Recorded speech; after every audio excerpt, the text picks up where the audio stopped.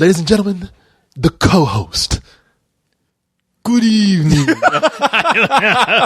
Don't set me up like that. Yeah. How you doing? How you doing? You need no introduction, man. Okay, cool, man. That's me. No, I guess I don't. No. Hey, how you doing, man? I'm doing great, buddy. And I have to give praise where praise is needed, and I have to admit that I listened to the show last night, a couple of cold ones. Right when I'm getting ready to give up on that show, something happened. To shake it up a little bit. Yeah. Oh yeah, last night we had guest starring Leon and Cyrus. Yes, because Carlisle had to go home because he was tired. I could see he was tired. He actually came and recorded with us for hours. And he's just like, man, I got to go home and go to bed. You guys go ahead and do it if you want to. Do your magic. Yeah, and I was tired too. I was just like, fuck, man, that's right. We do have to do this. And you know how it is because sometimes we'll be doing our show and Cyrus and Leon will be here to come in and do some recording. We'll take a break. Yeah. And then you roll back in so we can finish doing our Let's Do This. And Cyrus and Leon will be sitting up there. Like, so you guys going to do his show? And I'm like, well, we're going to finish recording. Yeah. Oh, really? Okay, yeah. Well, you guys have a good show. Basically, they're just sitting there waiting. They're sitting there waiting to get invited. Yeah. It's not like we're bringing in naked chicks or anything like that. So those chicks that are supposed to get naked, they're showing up, right? Yeah, they're right outside the door. Yeah. They'll be right in. Yeah, they're kind of shy though. Yeah. Oh yeah. Okay. Well, like open the door. They're right over the balcony, right? Yeah, I know. Shut the door on them. Yeah. No, but you guys mind if we hang out? No, you gotta leave. No, that's it. You're the cruel one. You're the one. Well, okay. Don't do that because I told you. I was like, usually we're both looking at each other. We're like, usually when we do that, when we have them on, it becomes a whole nother thing. It's a different show. It is kind of a different show. Here. No, we love those guys. I love those guys. Yeah. I mean, I do Leog with them sometimes, and it's a blast. And the times that we have done shows with them, they've been fun. No, they've been fun. But there's just something where you're like, okay, well, usually we have an agenda. We get through it. We have our things, and there's things that you and I just bounce off. And it is a different show because you and Leon, especially. I mean, you guys can go off about things you guys experienced and done through, and and Cyrus and I will just jump in every once in a while. But it's more entertaining sometimes for me to listen to you guys instead of try to riff with you guys because I'm curious about these stories half the time. So it is a different show. Well, it's just this thing too. I mean, it's been said over and over again that we just get crazy. Yeah, it does. It does a little. It gets a little chaotic. Yeah, I mean, well, with us, it gets crazy. It's crazy enough with just the two of us. But at least the both of us can put on the brakes at some point. At some point, and we got and pull back our rhythm. But I think it was like 3 weeks. Leon and Cyrus they were around and they would just sit in and be like, okay, all right, go ahead and stay in. It just came that 1 week where they were like, we came in to we were recording. They came in to do their reviews, and you and I were about to start again, and they were both kind of like, all right, fellas, what we going to talk about? I know. Yeah, let's go ahead and let's do this. Yeah, let's do this. And we sat there just kind of like, all right. I mean, I was the one that was weak. I was like, dude, I know. Well, that's the thing. I was like, you're blaming me. And every time I look at you, I look at your face, and I'm looking at Cyrus and Leon. I'm like, you guys see, you're looking at Corey's face right there. You know he's being a nice guy right now. So I'm like, I can't take enough of this shit. I'm gonna be here all night, wondering what are we gonna do? Yeah, we're just gonna be looking at each other like we're fucking crazy. And finally, you just said, I was like, you know what? Get out. Get the fuck out. And Leon gets that look on his face. You know what? And I feel like the biggest douchebag. I swear to God. Whenever I see Leon's face, he's like, oh, okay. Well, he got this look like you just, well, okay, you're taking food out of the mouth of my children, but my cats ain't gonna eat tonight. You're killing my mother while doing this. But I was like, dude, it's like you look like we just gave you a death sentence. You're gonna go home and get beaten by your girl or something. He acts like it's snowing outside, and we're putting him outside with no coat or no clothes on. Yeah. Well, you're sentencing me to my death by putting me out there, but okay. I feel terrible, and I always make it up to him by giving him some fucking free comic books. So he's all better. Yeah, and then what do you give Cyrus? Nothing. Nah, he doesn't. He's had enough. If you ask me, he doesn't need anything. He is gluttony. Throw him a bone. I mean, literally, throw him a bone. He'll take it. Oh man, but no, we love having those guys, and the reason why we do is because they're great. They're great in the podcast. And last night when we did that podcast, it must have been pushing midnight, and we were just and so Cyrus is always like, I'm ready, man. You know, whatever. I'll do. I'll record whenever, whatever. And and Leon always has that phrase. He always has that phrase. We come to, he's like, oh man, I just haven't been able to sleep. I'm so tired right now, but I'll be all right. Yeah. But then once midnight hits, he's got that. His eyes get wide. He's like, of a sudden, got my second win. Come on, let's go. It's like that moon energizes him or something. Let's do it. All right. and he's ready to go. So he was just kind of like, let's. I don't mind, man. Let's record. Well, hey, it was a great fucking show. I actually listened to it late last night. I was trying to shut down, and for some reason I couldn't. And before I know it, I looked at the clock, and it was like 5 a.m, and I was like, oh God. It's like, I can listen to the rest of this, but I have to fucking go. And I thought about our show. It's like, oh man, I can only imagine. Like, only an hour went by. Not even an hour, like close to 30, 40 minutes went by. And I was like, I want to listen to the rest of this, but I got to fucking shut down. And I can only imagine what people go through trying to listen to our shit that goes on for 4 hours. And I was like, I mean, that must be torture for people. Like, it must be, yeah. Right when they're about to go to bed, they see it come on like, fuck. Yeah, I was like, here's a stopping point. And then you guys jump on something like, the whole new moon fucking discussion, which I've been talking about that with a buddy of mine for the past weekend, just because of all the insanity, all the fucking retarded hatred there is for this fucking film. Well, that's catered to fucking kids. You know what? We're gonna let you get your opinion in on that. I guess we don't want to beat this shit to death. No, I don't. But but really you didn't get a chance to voice your opinion, and you should. You really should. So no, I don't mind. I mean, we've all had our say about it. You should too. And, so just even thinking about it, I'm exhausted. I just got exhausted from thinking about it. Your mind just shut down. We have a good show, I think, ready for you tonight. I don't know what the fuck we're gonna do. Don't worry. I don't.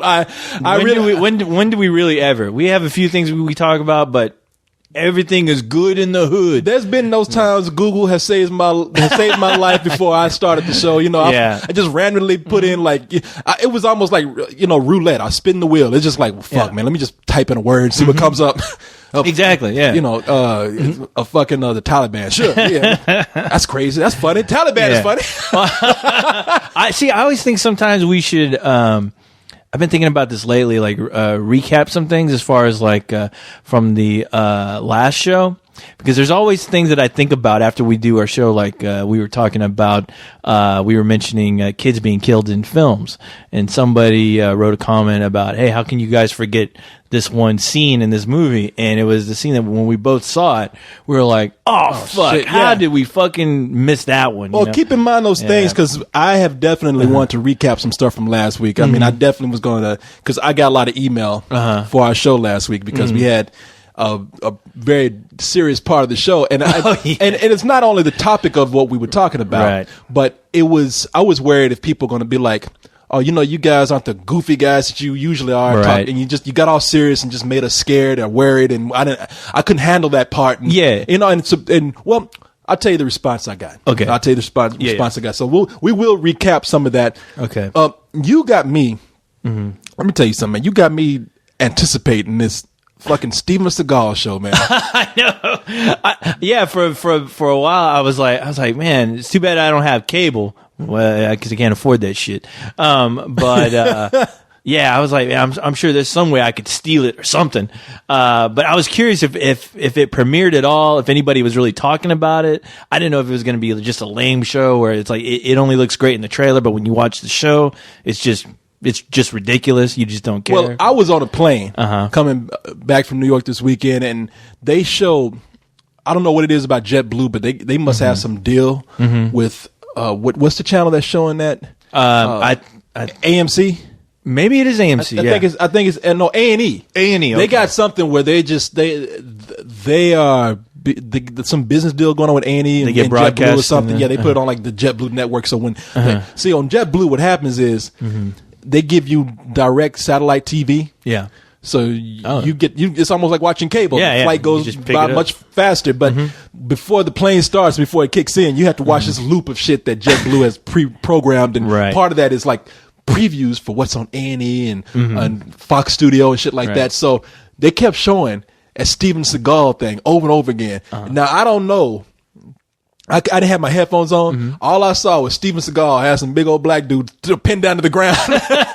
And I was like, oh shit, he's actually right out there doing something. You know, but maybe I misunderstood. I thought this was going to be goofy. And he's out for justice. He's out for justice. He really is out to kick ass, you know?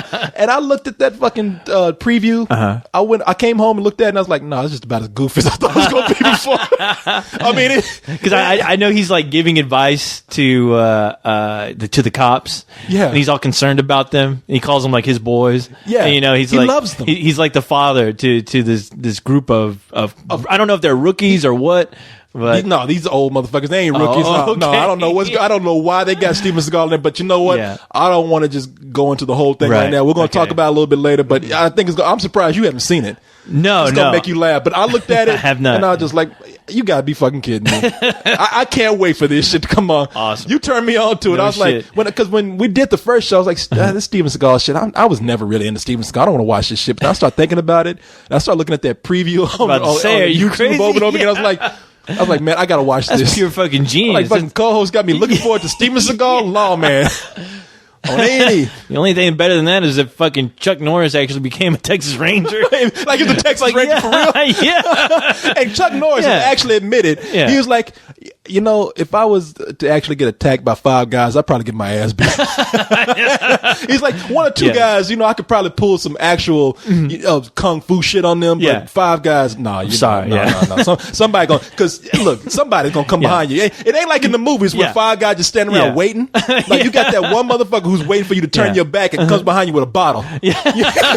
Like no script can be written to save me from a ass beating from 5 guys. No, that's fiction. Yeah. You got that one motherfucker who's just sitting there just looking, and you know he act like he's kind of scared and doing that standing around waiting shit, but the moment you turn your back, like fuck Chuck Norris, motherfucker. It ends up like those terrible fucking fight videos that you see that the kids in high school fucking film. You know, have you seen that shit where it's like a flash of lightning where it's like all you see is like fucking flailing fucking arms and fucking legs and arms fucking just wailing, and you just see the person disappear into a crowd of people getting their fucking ass beat. Yeah, no, I would probably say the only person who could do something like that is Bruce Lee and Batman. Yeah. And one of them don't exist. Exactly.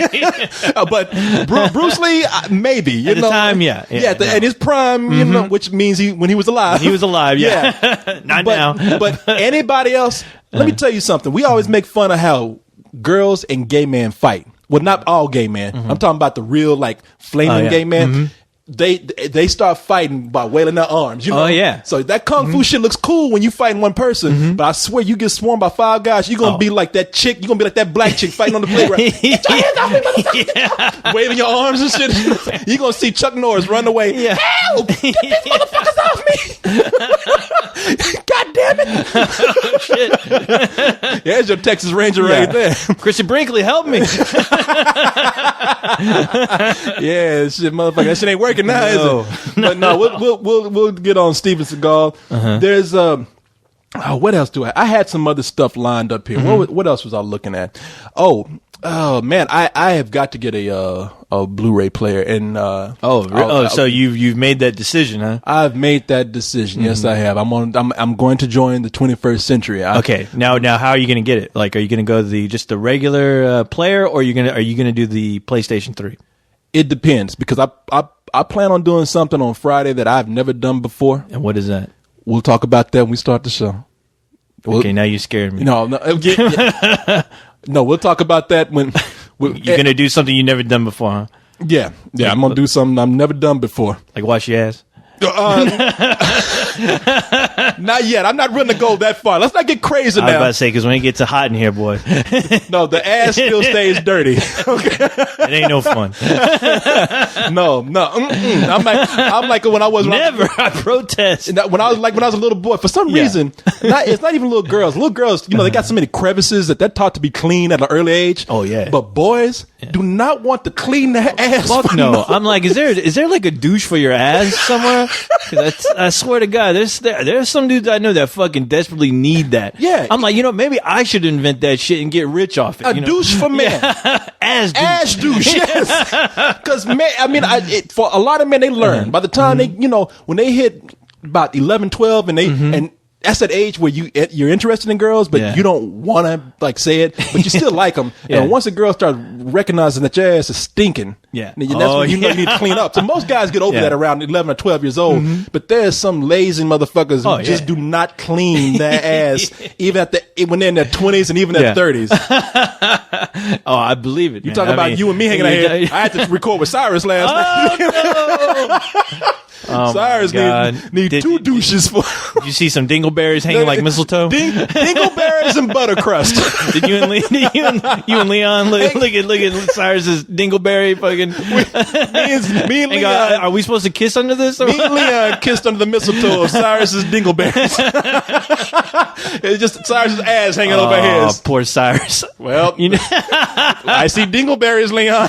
Sorry, dude. It's funny. I told myself the other day, I was like, I need to lay off that guy. I felt kind of bad. The thing is, but Cyrus knows that we're just doing it because it's like we bash Leon. You know what? We just do it for just because we got into a habit of it. We don't mean it. I didn't want to bring this up, but I thought it was kind of funny because I honestly felt bad because the last time Cyrus was here, we were shooting the shit, we were talking, and somehow it came up because it's funny that he mentioned this because I was thinking it the previous day. I was like, you know what?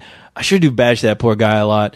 And you do. I talk a lot of shit. And you've been a bad influence on me. Yeah. Because I didn't talk about him that much until you started doing it. Hey, don't be. Yeah, it's your fault. Don't be getting influenced by me. Yeah.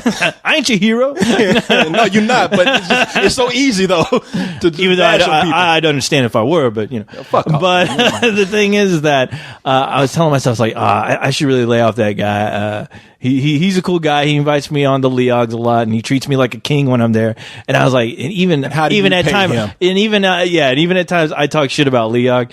And I was talking to him when we were here getting ready to record, and he was like, "Hey, somebody said you were talking shit about Leog the other day." And I was like, "Hey, dude, that's a joke." It's a joke. And he's like, "Oh, okay. Well," it's like, "How come you never make fun of a couple cold ones?" And I looked at him. He was like, I don't give a shit about that show. Yeah, you gotta care to make fun of that. Yeah, but no, I felt terrible. I was like, I was like, it's a joke, dude. I was like, I love you guys, and don't forget that, please. Don't ever take it seriously. That's what I had to tell Leon. I was like, man, that whole Leon bashing thing. Do you know we're just joking around? Do you know how silly we get on that show? We don't mean to do it. And this is the funny thing. Cyrus came up to me the other day, and he was like, out of all the shit that we've talked about him, out of being hungry, big, dingleberries in his ass, what does he do? He comes up to me and he says, hamburgers. Like, what? So you were talking about hamburgers. I'm like, yeah, what about him? So did you mention Five Guys? It's like, yeah. Okay. Did you even tell people that I was the one that told you about that? Did you give me any credit? No. I was like, out of all the shit we talk about you want to, the sticking point you is hamburgers? That's hilarious. Should have known when it came to food. You pay attention then. Hamburgers. People should be thanking me for you mentioning that on the air. Where's my credit? Where's my 5-burger check? I mean, it was the funny thing, and I was like, I'm glad he didn't hear it because we made those jokes like, it'd take 5 guys to bring him his hamburgers. He didn't mention that. And I was like, he'd demand those 5 guys to feed him while he's sitting down. Feed me like I'm a king. Like a kid. You know how your mom used to have to chop your food up for you? Cut mine up into pieces. Feed me with a fork. No, it's a hamburger. Feed me with a fork. But yeah, we'll We'll talk about that later. We'll talk about that later. No. It all started with me talking about. I'm going to talk about something I'm going to do on Friday. Okay. So yeah, no, we got a lot of stuff to cover, man. So we're going to be all right. Yeah. So you know what? There's some other stuff that I think we might bring up, but this show's so spontaneous. I'm afraid that either I'll forget to bring it up, or I will, and we will talk about it for like a second before we say some keyword that takes us off in another direction. So I'm not going to even mention those things. Onion rings. You know what I hate about onion rings? They remind me of hula hoops. You remember a hula hoop? A hula hoop was a toy back in the 50s. The 50s, boy. You remember that? It's a fried onion, for crying out loud. You know, you was talking about onion, Donkey and Shrek. Yeah. He had layers like an onion. But the shithead that decided to fry up that bullshit? Fry up an onion. You might as well fry fucking potatoes. Yeah. But wait a minute. No, but so, anyway, man, we told you what the show's going to be about. Yep. Gave you a little disclaimer at the beginning of the show. Yep. I don't know what the disclaimer was, but we apologizing for something. Oh yeah, we apologize for talking about Twilight again. We're gonna do it, but we'll try to get through it as fast as possible. We hear that one guy going, fuck again.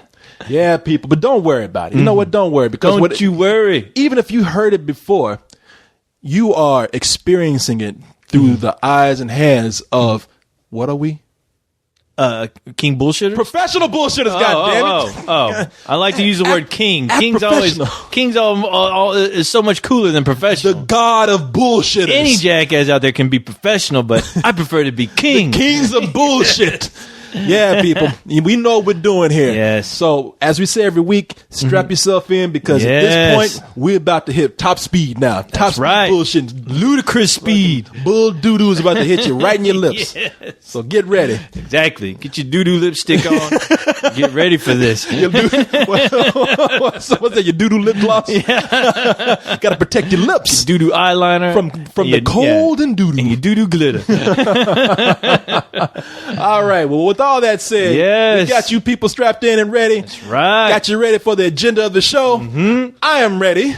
I'm fucking ready. You even brought beer, so we must be ready, man. Yeah, I brought the good shit. I brought some seasonal shit for the holidays. Oh, my God. Food. Fucked up Santa Claus. Sorry.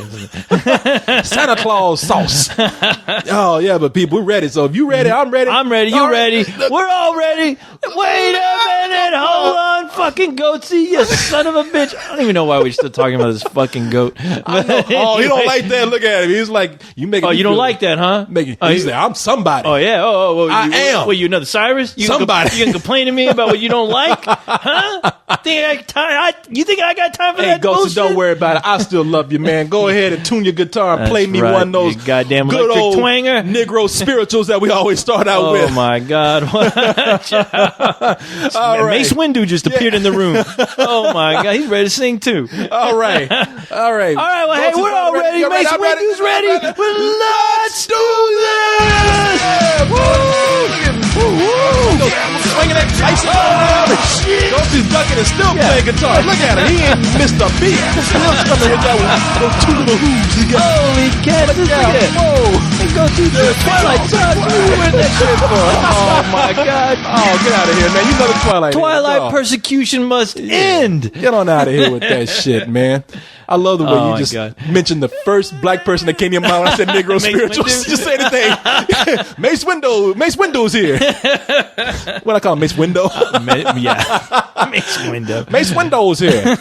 But yeah, so let's go ahead and do a quick recap because I want to get the most serious thing out the way first. Okay, let's do that. I want to recap the seriousness of what we got to last week. I know because people, and I'm not gonna dwell on this. Yeah. It's not to bring up more serious subjects that deal with the sore point with everybody these days, race. I mean, whenever race is brought up in a serious manner, a lot of people become very uncomfortable. A lot of people take it personal when you're not even targeting them. Right. Now, it wasn't so much the subject of race that made me nervous about talking about serious subjects last week. It was just the fact that we did get serious, and I thought people were going to write in and say, you're just making us feel uncomfortable. please be funny. And that makes me feel uncomfortable because that's just weird.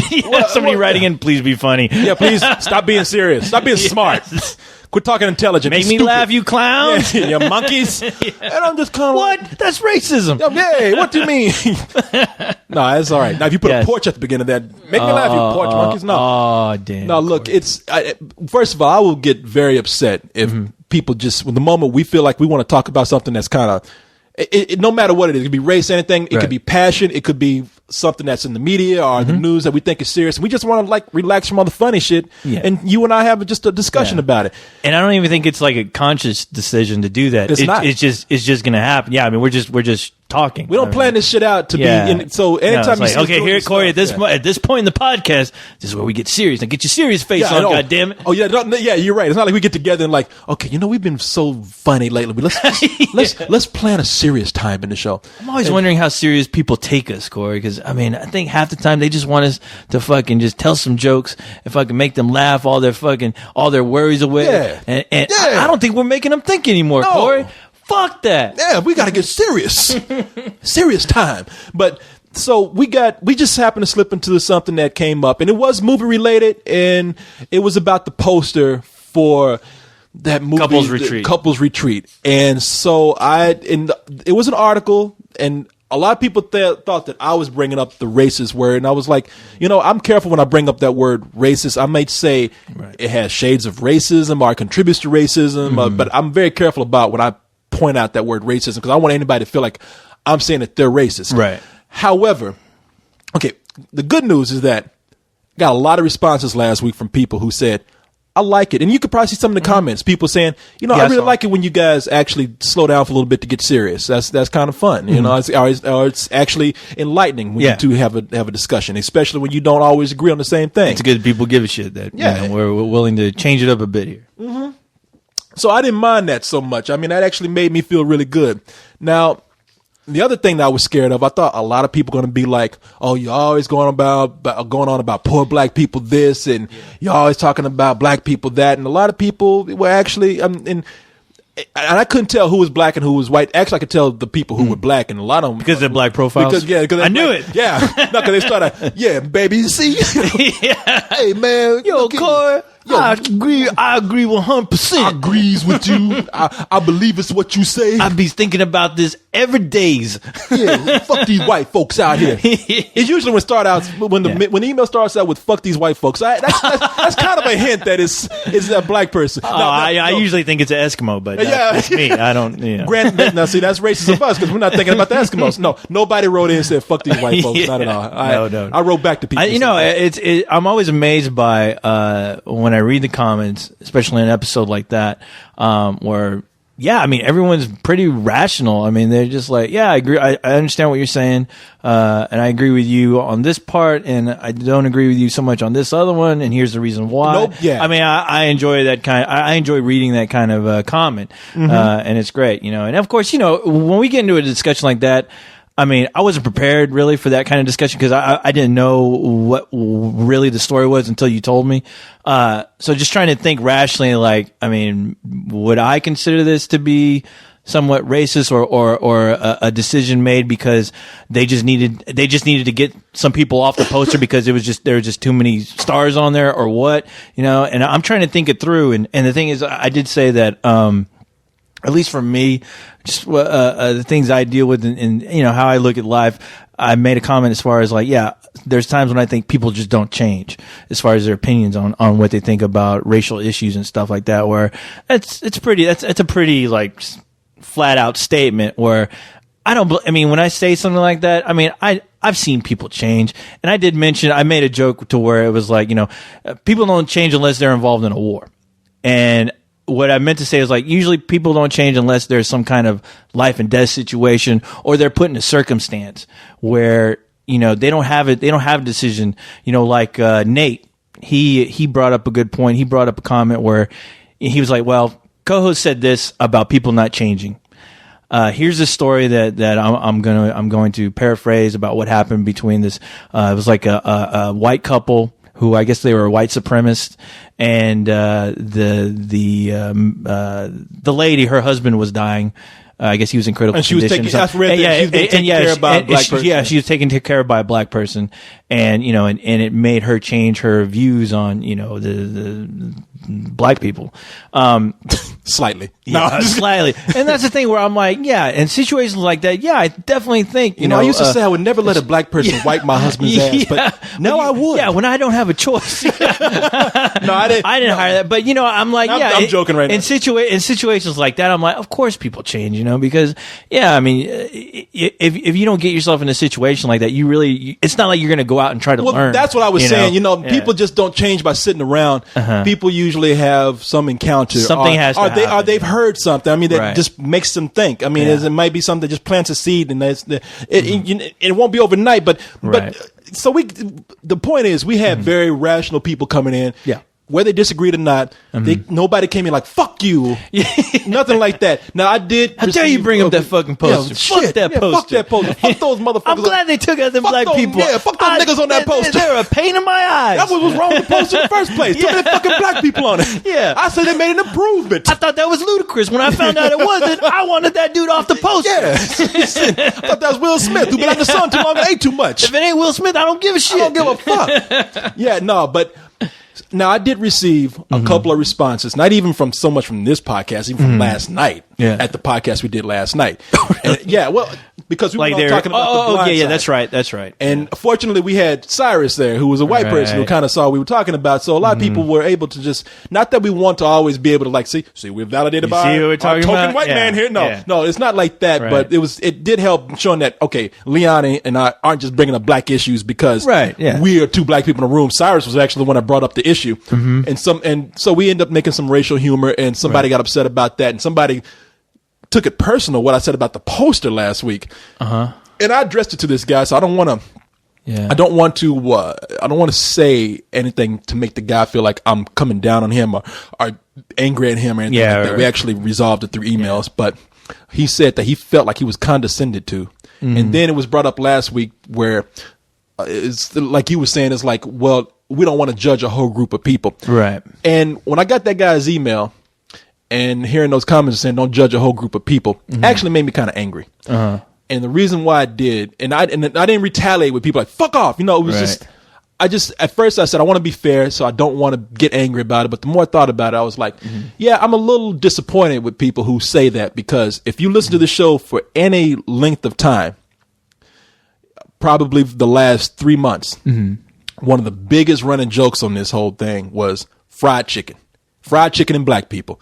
And for months I went on talking about, man, my people need to change. Man, black people say some crazy things. Black people eat some stupid shit. Black people do crazy shit. And during that whole time, not once did someone come in, black or white, and say, well, it's not all black people. You shouldn't make fun of a whole group of people. As long as we were being funny and making fun of black people and eating chicken, and I was being lighthearted about that, it was fine. The moment I started talking about Europeans, Chinese, or whatever, and in my case, I'm validated by an article that came up about China in there and their pretty much dominant racism in that country.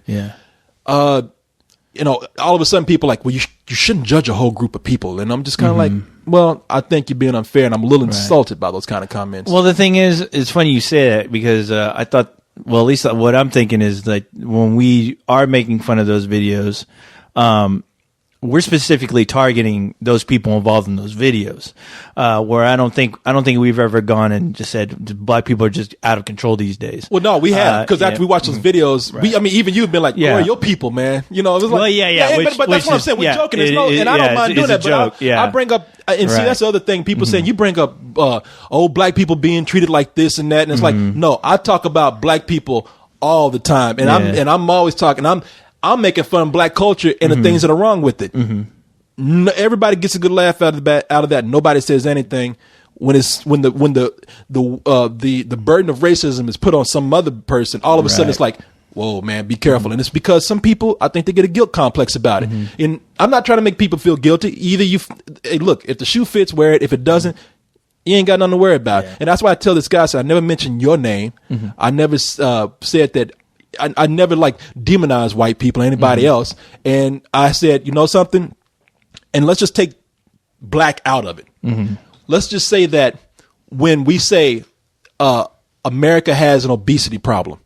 Anybody with half a brain knows that we're not talking about every American is grotesquely overweight. Right. You know, it's just like, you know, you should know that when we say China is like this or Europe does this, we know that we're not talking about every single person. Right. You know, so well, that's the thing. I mean, it's when we're talking about it, I think, like, because I even brought that up with you as far as like, you know, I didn't want you to be generalizing as far as like the situation and just, you know, say Europeans just have a problem with racism and they all need to fix that, you know, where I'm like, well, I don't think it's all of them. I think, I mean, from what I got, at least with that poster story, was that it was us, the U.S. marketing people for that studio, doing something that they shouldn't have done, which is take those characters out for whatever reason. I mean, and if it was a reason because, you know, they're black and because, you know, the Europeans just don't care for that, you know, we don't need them on the poster. That's fucked up, you know, and I'll say that. Well, it did say this, just there's an influence on those kind of things. So the article itself said that, okay, we're living in a different world now. Everybody's beginning to be all around the world beginning to actually have to accept multiculturalism. But while over here in America we think we're making progresses, there's still an international sense of racism that is starting to come to. It's starting to show itself now. And I don't know if it's so much a sense of racism. I think because I mean just.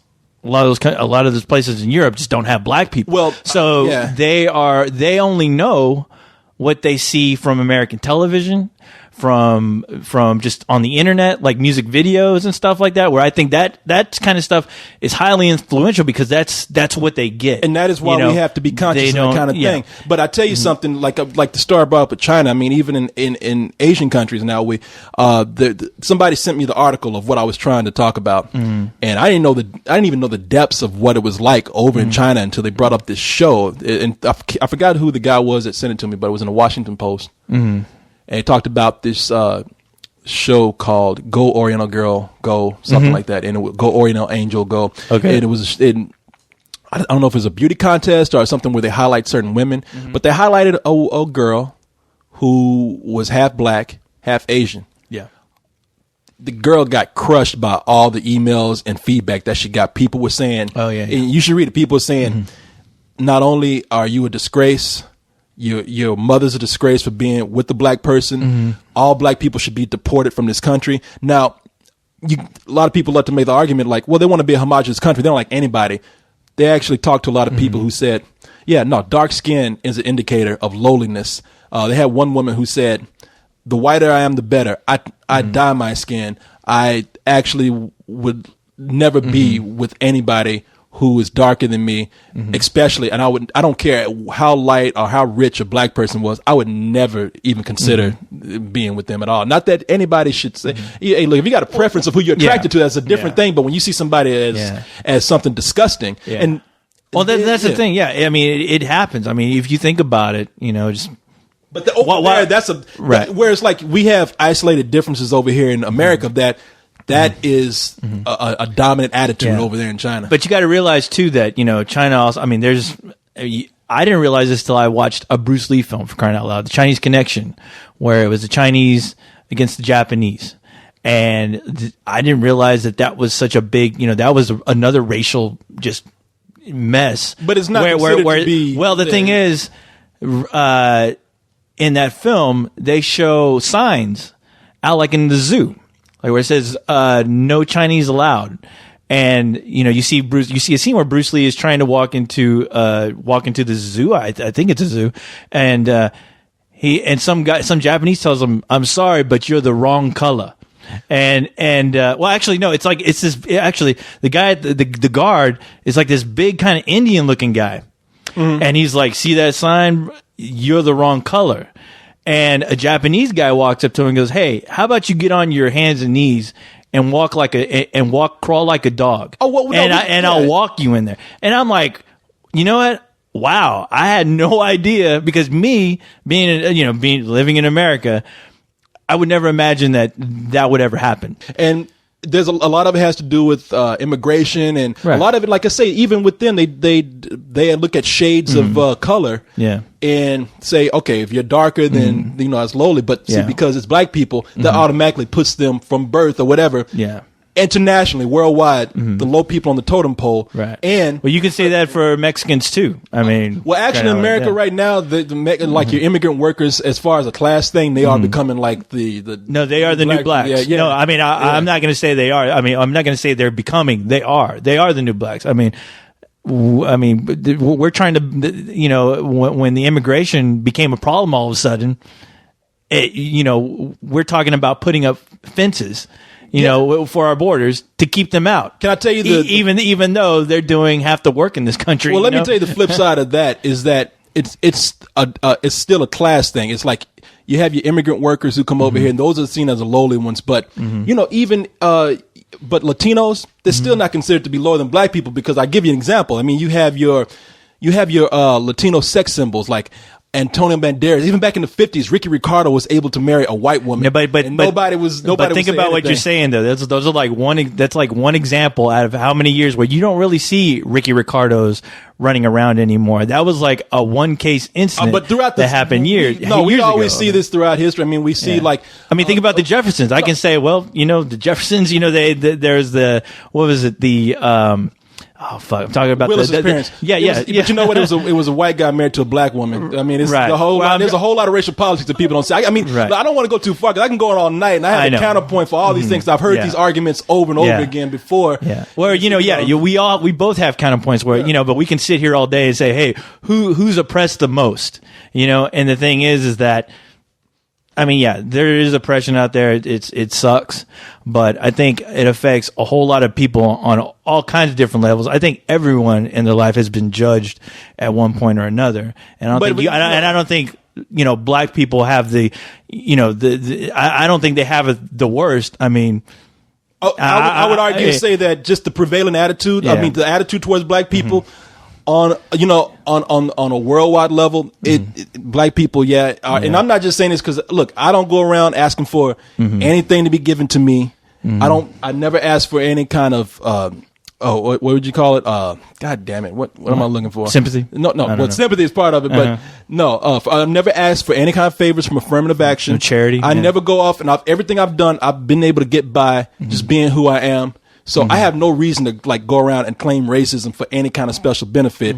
I'm just telling you what I've noticed, what I've studied, what I've everything that I've had to learn in class, everything I had to learn through life. Yeah. I mean, it's just and I can guarantee you though that there are other races that have the same issue. I mean, I can say it right now. Look at the Jews. I mean, there was genocide committed. But the same thing could be answered. There was genocide committed, against people when they were brought over through slavery in this country. But I mean, when you think about the horrific act of, and it's not a contest, killing people. It's not a contest. No, it's not. Yeah. No, I'm not trying to make this like, hey, who's the most oppressed. I'm not trying to actually say this as in, I should be given more sympathy than this other person. I know that. But because as I would say, number one. Jews could pass for white, a lot of them if they want to. Now you got your people who have Jewish features, and if people want to make a point of that, they could. And Jewish actually have a lot of power. I mean, and I'm not one of those people who look at Jews and say, "Oh, those evil Jews and their money," because that's why a lot of people hate them, because they think that they got too much power. Jews run fucking Hollywood, man, and that's not a slight against them. So Jews actually have been able to get by. Which what I never even knew that until somebody had to tell me. Which I never would have thought of Jews, and it's one of those things where it's not until people tell you what's wrong with, a race or something, it's that information where you're like, okay, but knowing this, how does this improve on who I am? Where I think sometimes people need to think for themselves, be individuals, and go, you know what, that's a stereotype. Yeah, I have, we all have our own stereotypes. It's like, well, if that's what you constantly think, I'm going to try to prove you wrong. And all I'm going to do is be the best person I can be for my community, for for whatever I'm doing, and just be the best person I can. And, and maybe through me, with me showing everyone else in the world an example of somebody who is not like the stereotype that they think, that will be the best way to change someone's mind, on a person's ethnicity and who they are. Well, I'm not trying to like change. It's not like I'm trying to change people's minds. I'm just trying to put things. Well, no, but the thing there. is, honestly, I'm going to speak for myself. I want to. We all want. I want to, and that's the thing. But it's like I got to work hard, and not so much that I have to worry about. Oh God, I'm a black person, so I need to stop eating chicken. No, I'm not going to do that. If that's something I enjoy, whatever. People should look at me something more than looking at seeing what the fuck I'm eating, and I'm not going to make that a point of going, I'm not going to eat chicken because if I eat chicken, that stereotype's going to play in. And, it shouldn't even be at that level. It should be something like, you know what? I'm going to educate myself. I'm going to get myself out of this shitty situation that I'm in, because I think some people, they hear like, okay, well, you know what? You're in school right now, but with your ethnicity, there's a good chance, the schools that you're given, there's a good chance you're not really going to make it out there. You're not going to have the high paying job. And I see I notice a lot of people sometimes just giving into that and just going, well, you know what? Fuck it. Well, that's why I bring this shit up. What can I do? But the thing is, I bring this shit up not only with black people. I mean, to me, I don't bring it up because, well, I'm black and it's affecting me. I don't give a fuck about anybody else. No, I can't tell you how many times we brought up like, I mean, you and I had a whole discussion about homophobia and how I was the one that wasn't crazy about Bruno because I felt like it was harmful to homosexuals. And I said I enjoyed Bruno because I think homosexuals can see that it's entertainment. Yeah, but it's not them. But it's not a discussion about that. I'm just saying it's an example of like I'm just giving people examples of like, look, we haven't only brought up like race issues. Right. It's not like, maybe I'm closest to it because I'm black. So not only is it something that directs me effectively, I mean, it affects me directly, but it's something that I have the experience with it. I mean, no matter how smart I've been, well, it's not. I mean, I'm just telling you the experiences that I've had. I mean,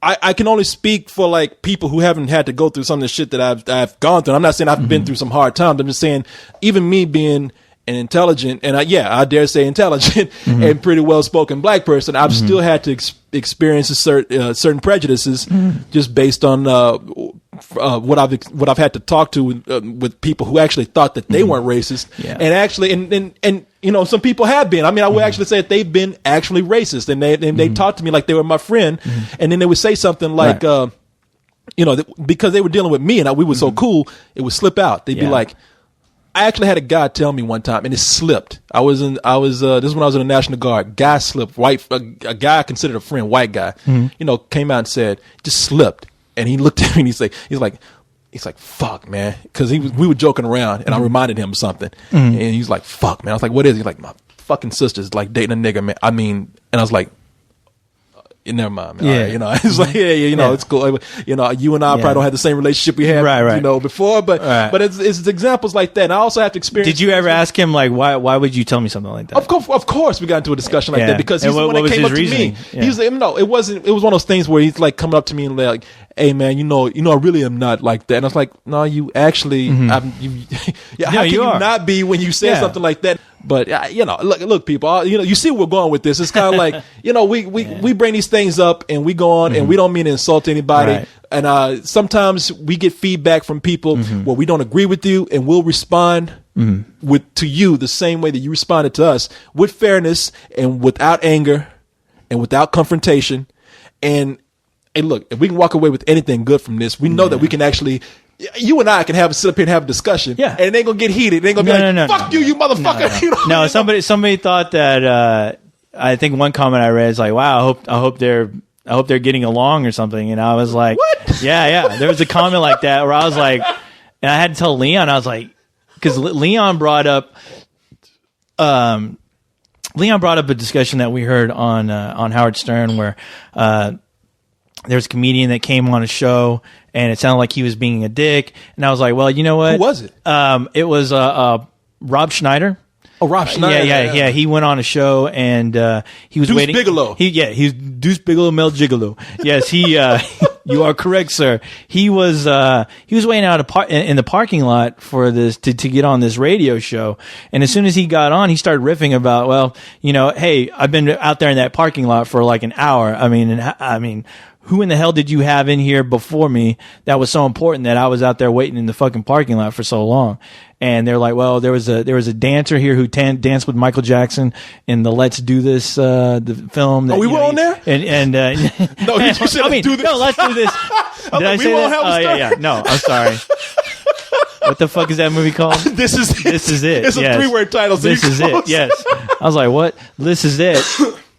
And the thing is that Howard thought that the hosts were being dicks to him because they're like, look, obviously you're pissed off, Rob, because you were out there waiting. But, look, this is the deal. We didn't know you're going to be out there long. You're obviously upset. And Rob was like, no, that was a joke. I was riffing with you guys. This is what I do. I'm a comedian. I'm joking.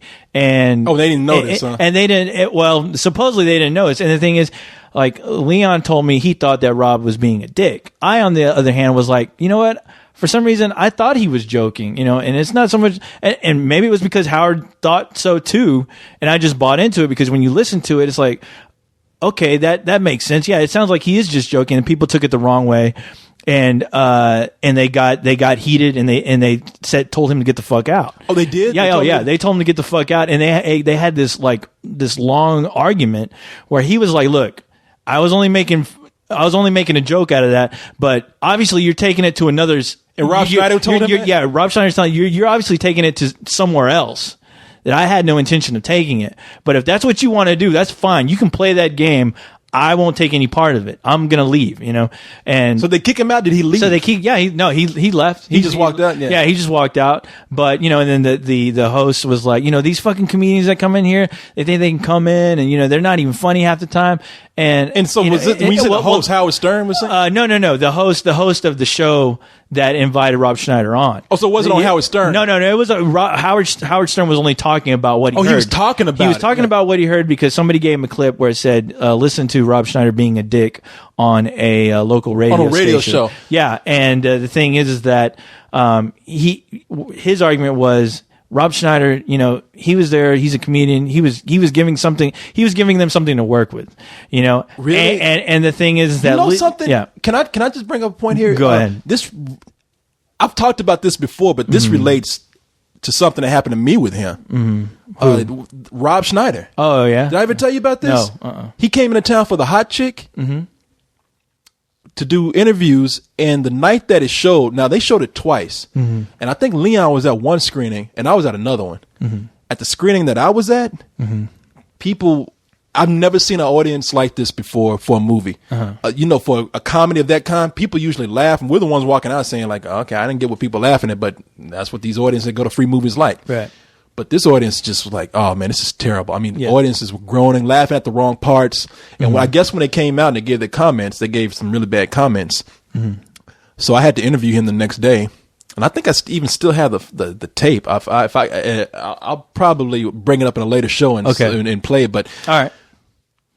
When I sat down and talked to him, the first thing he did was he was very confrontational. And, oh, really? And I don't know if he was joking or not, but he was, without even knowing me, he even took not to know me personally, but he took note of my name just so he could throw it back at me. Okay. He was kind of like, Corey. Okay. Yeah.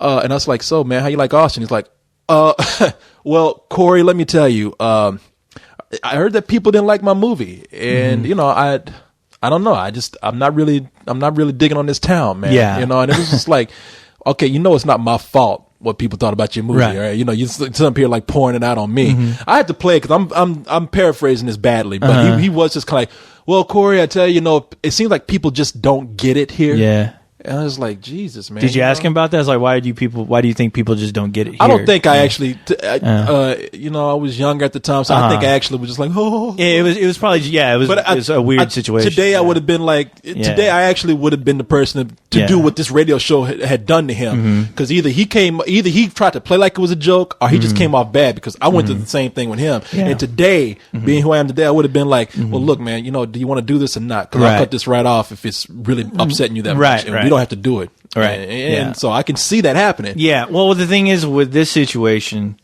there were 3 hosts on this radio show. It seemed like the main host was keeping quiet. And there was a female host, and the guy who was making the comments was like, we have comedians come in here all the time, and they think they're all like, they think they're just God's gift to the world, and they're not even funny. And, when I hear that, I'm like, well, what's wrong with you to where you have comedians come in, and it sounds like this has happened more than once, and something bad like this happens, and they're out the door. Like, I really don't get that if like they're just joking or riffing, and they just don't get it or what. But the thing is, what the whole point of this conversation is that I told Leon, you know what? Maybe if I saw the video instead of hearing just the audio, I'd get a better sense of if he was really coming from a place where he's like, you know what? I'm just going to be a dick because I can. I don't give a fuck about these people. Nobody's listening to them. Who cares?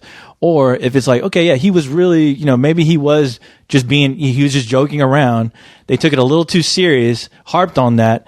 And just, and they took it to another level where it's like they were being insulted because they think that they're just little low-life nobodies who would do a show and get kicked out. But I told him, I was like, I don't know. I can't make a full judgment but from what I heard, it sounded like he was kidding because there was a point where he was like, look, I was just joking, okay?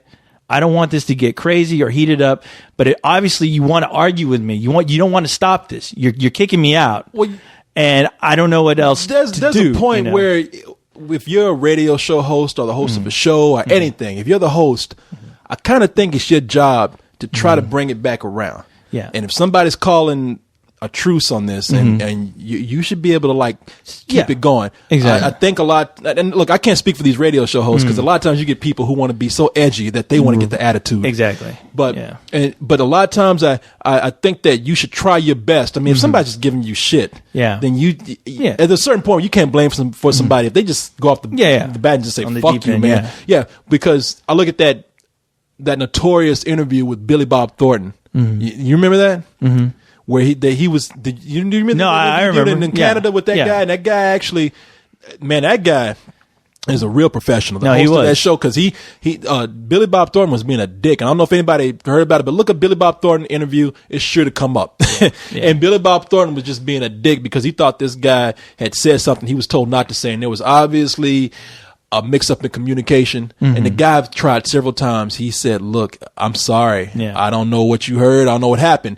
But he even said himself, he said, let's just call a truce from here on out and let's start over. And Billy Bob Thornton was he would not give in. He would just not, he wouldn't, And that was crazy. That was a scenario where I listened and I was like, you know what? The host was being, he was being a little too professional. Because, you can always turn, it's like, okay, you don't want to talk about what you've done in the past. I mean, so let me ask about your music. And I think he was asking questions about his music, and he would go off about a horror magazine that he read or something. He was doing it on purpose. He was doing it on purpose. The subject and he's like, is this your idea of bad comedy? I mean, I would call, if I were that host, I would easily call them out on it. I was like, look, people are here, people are listening right now because you obviously have a band, you have music. I mean, I don't know if these other guys that you're with right now, if they really care as far as what's going on right now, right here. But what is your agenda today? But those let me know so I know what I'm doing. Because if I'm wasting your time, I'm wasting your time. You can leave. I would have pulled a wrestling move and picked up a chair, knocked over that motherfucker, and said, "Fuck you, bitch!" Yeah, it's like I would have lost my job that day. That dude was a real trooper, man. But no, he was, and that's the thing. You don't know if that's probably what they want. But those other they didn't want that because those other guys were looking like you fucking this up for everybody, man. Yeah, because those other guys, they're not as popular as Billy Bob Thornton. He was probably the only thing getting those guys. I mean, getting audiences in, and those guys are like, man, we just got to fucking eat, and they're not going to say a word for fear of getting kicked out of the band, but the thing is, okay, well, like I said, the whole point of that conversation was when people are listening to something, you never know what kind of context they're taking it in because they're listening. They're not really, there's no visuals there. They can't read body language. They don't know what's going on. So when somebody was listening to last week's show, and when we were talking about the race thing, they thought, wow, it sounded fairly serious. And I don't even know if those guys are talking afterwards. And I'm like, it's funny because I was telling Leon, I was like, you just never know what people are thinking when they're listening to something like that. So anyway, speaking of morbid shit, last week we were talking about kids getting killed in film. Now that's the thing I thought that people would get upset about. Because I thought really? people, yeah. I mean, it was like I swore there was going to be one person who was going to be like, "Oh, you find it funny that children are killed in movies?" No, with this audience, no, not with this audience. No, they'd be more mad. When I was talking about fried chicken and black people. They were telling us things that we missed. For crying out loud. No, people brought up some points, and one of the things that. Okay, you go ahead and tell them, because you were the first one to bring it up. One of the best kills. Yeah, one of the best kills, which is the king of all kills. As far as I'm concerned, I'm glad. I wish I could remember the member who brought it up, but the scene in Assault on Precinct 13, the original John Carpenter film, where a little girl she goes to an ice cream truck, asks for an ice cream, and at the same time there's a guy basically being held up by a bunch of thugs, and as soon as the girl gets the ice cream, she walks away. The thugs kill the ice cream guy. She's holding the ice cream cone, realizing that she didn't get the correct flavor, and she goes back and there's a shot where you see her just tell one of the thugs, "Hey, I asked for a vanilla swirl, I just got vanilla," and all of a sudden the fucking thug doesn't even look at her. He just raises his gun, points his gun right at her chest, and shoots her. Oh, you know what? I have the scene right here. Yeah. And here's the cool thing about it. Yeah, the girl turns around. She got vanilla ice cream. Yeah. Hey, this isn't truth. Yeah. She just it goes with the ice cream. I She asked just for falls. vanilla swirl. Now we're not talking about the Ethan Hawke movie. We're talking about the John Carpenter movie, the real film. Yeah, the original, which pretty much gang members were zombies. Right. The one because the zombies. I mean, the gang members the original movie dealt with a police station, Precinct 13, and they killed this Cholo gang member, and so as one of the prisoners describes it, he's like, I forgot what happened. He came outside and burned this big symbol, like representing something that was real significant. Yeah, and it was a big black guy, but he talked kind of gay, and he was just kind of like, that symbol out there, that means something. They're cholos. Yeah. It means they want to die, which means that they would just come to the windows no matter what. When they get shot point blank, they're not going to stop, you know? Yeah. But, these gang members are relentless. So they're taking over the streets and shooting little girls. And the little girl in this, I think, is the one from Escape from Witch Mountain. Yeah, you're right. You're right. It is. And on top of that, the guy who shoots her is the guy from Escape from New York with the crazy fucking hairdo. Oh, that who always dude, goes, if you're not in there in 10 minutes, he dies. Yeah, he does look out. It's the same guy. Yeah, I looked it up because, the guy's name is Frank Doubleday. For the longest time, I never known his name, but he's one of those. I guess you call him a character actor. Has he been in anything else? He's been in a few things, really? But I think these two movies are like his most famous. Obviously, hold on. Yeah, I was able to pull up the scene right here. Fortunately, they had it on YouTube, and I know that it's a pretty famous scene if you know the movie. So here it is. Got that lame ass fake rap music. Hey, I love that John Carpenter music. John Carpenter back there beating two sticks together. You know what? And I was telling a buddy of mine the other day, I was like, you know what I really miss in movies and films? That John Carpenter type soundtrack. I really fucking miss that. Minimalist soundtrack. Dude, Escape from New York. I mean, come on. That soundtrack fucking kicks He just ass. John Carpenter back there just pressing one key. Yeah. And you know what? Keep it simple. Simple always works. Please, can I get an ice cream? Yeah, you got a long ways to go, Corey. Oh, Jesus, man. What the fuck?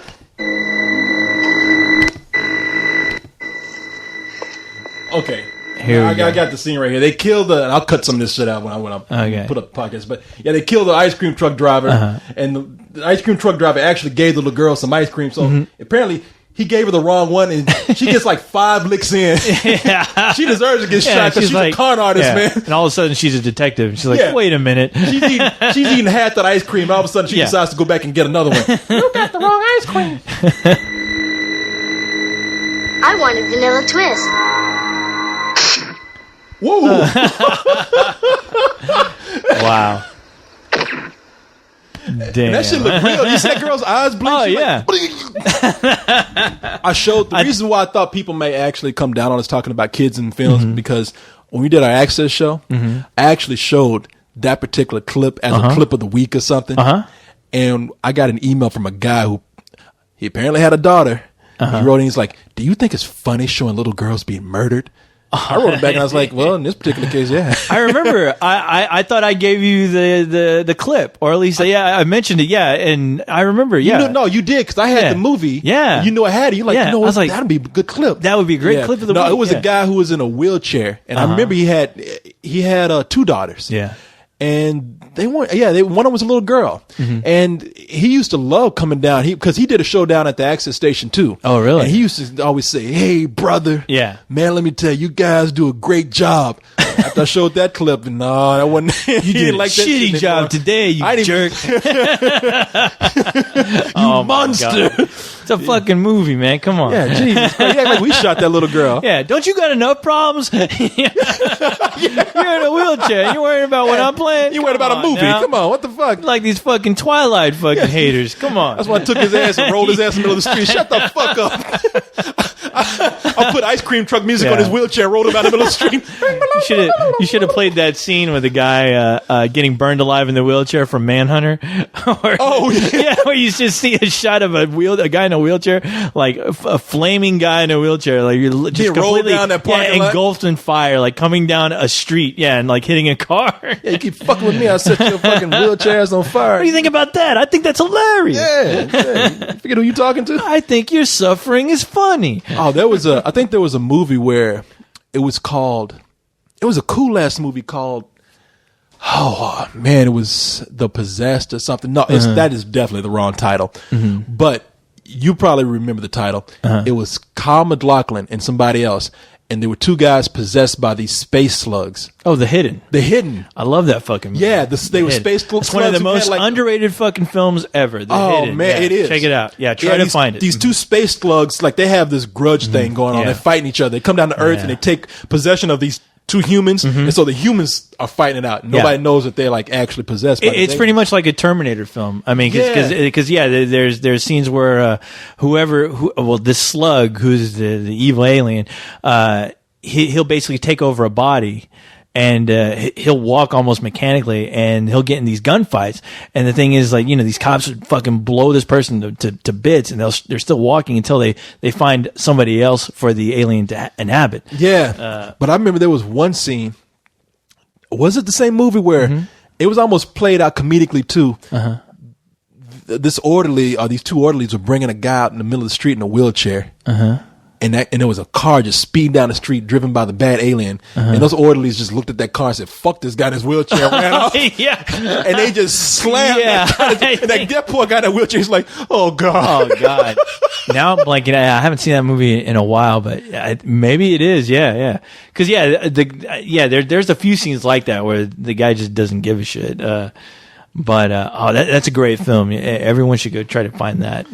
You know who that girl from Escape from Witch Mountain? You know who she was in a movie recently. Oh, like really? A year, yeah. No shit. Yeah, and she still got a body. Like you could tell she's older now. But that girl, she fit. She still got a body on her. Yeah. She played like a white trash mother in Black Snake Moan. No shit. Did you see Black Snake Moan? Of course. You remember that at the end, Christina Ricci's mother working in the grocery store?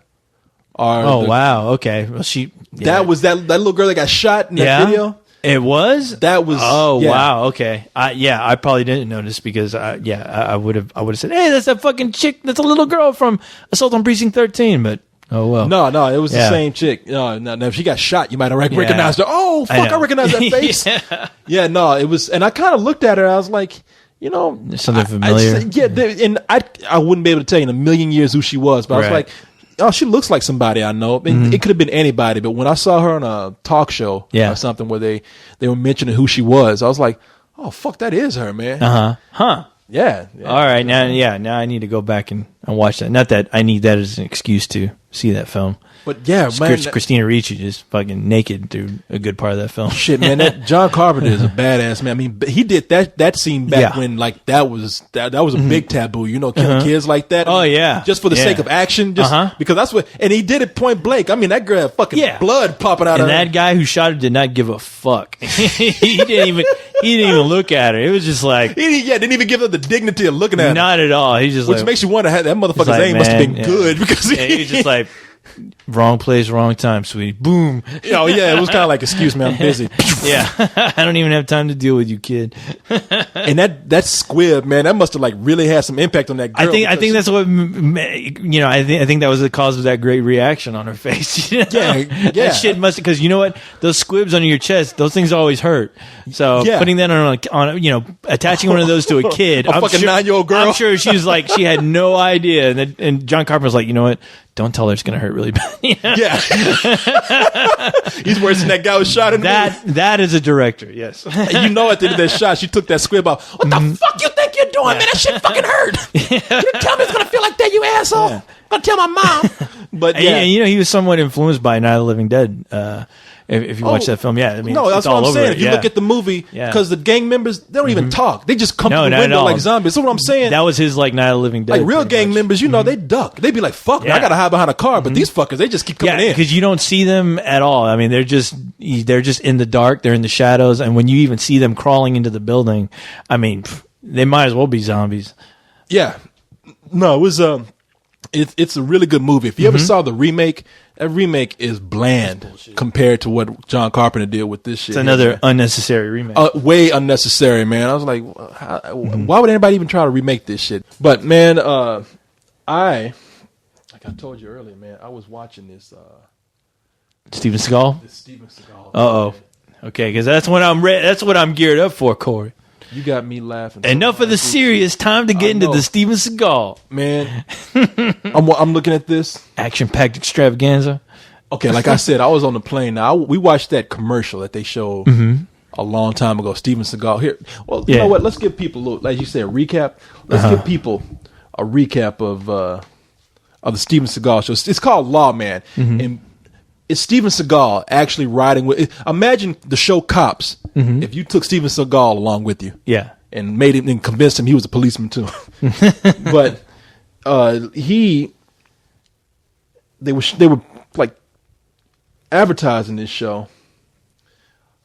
What about 2 months ago? And you turned me on to it. I'm looking it up right now, and I was laughing at this shit, man.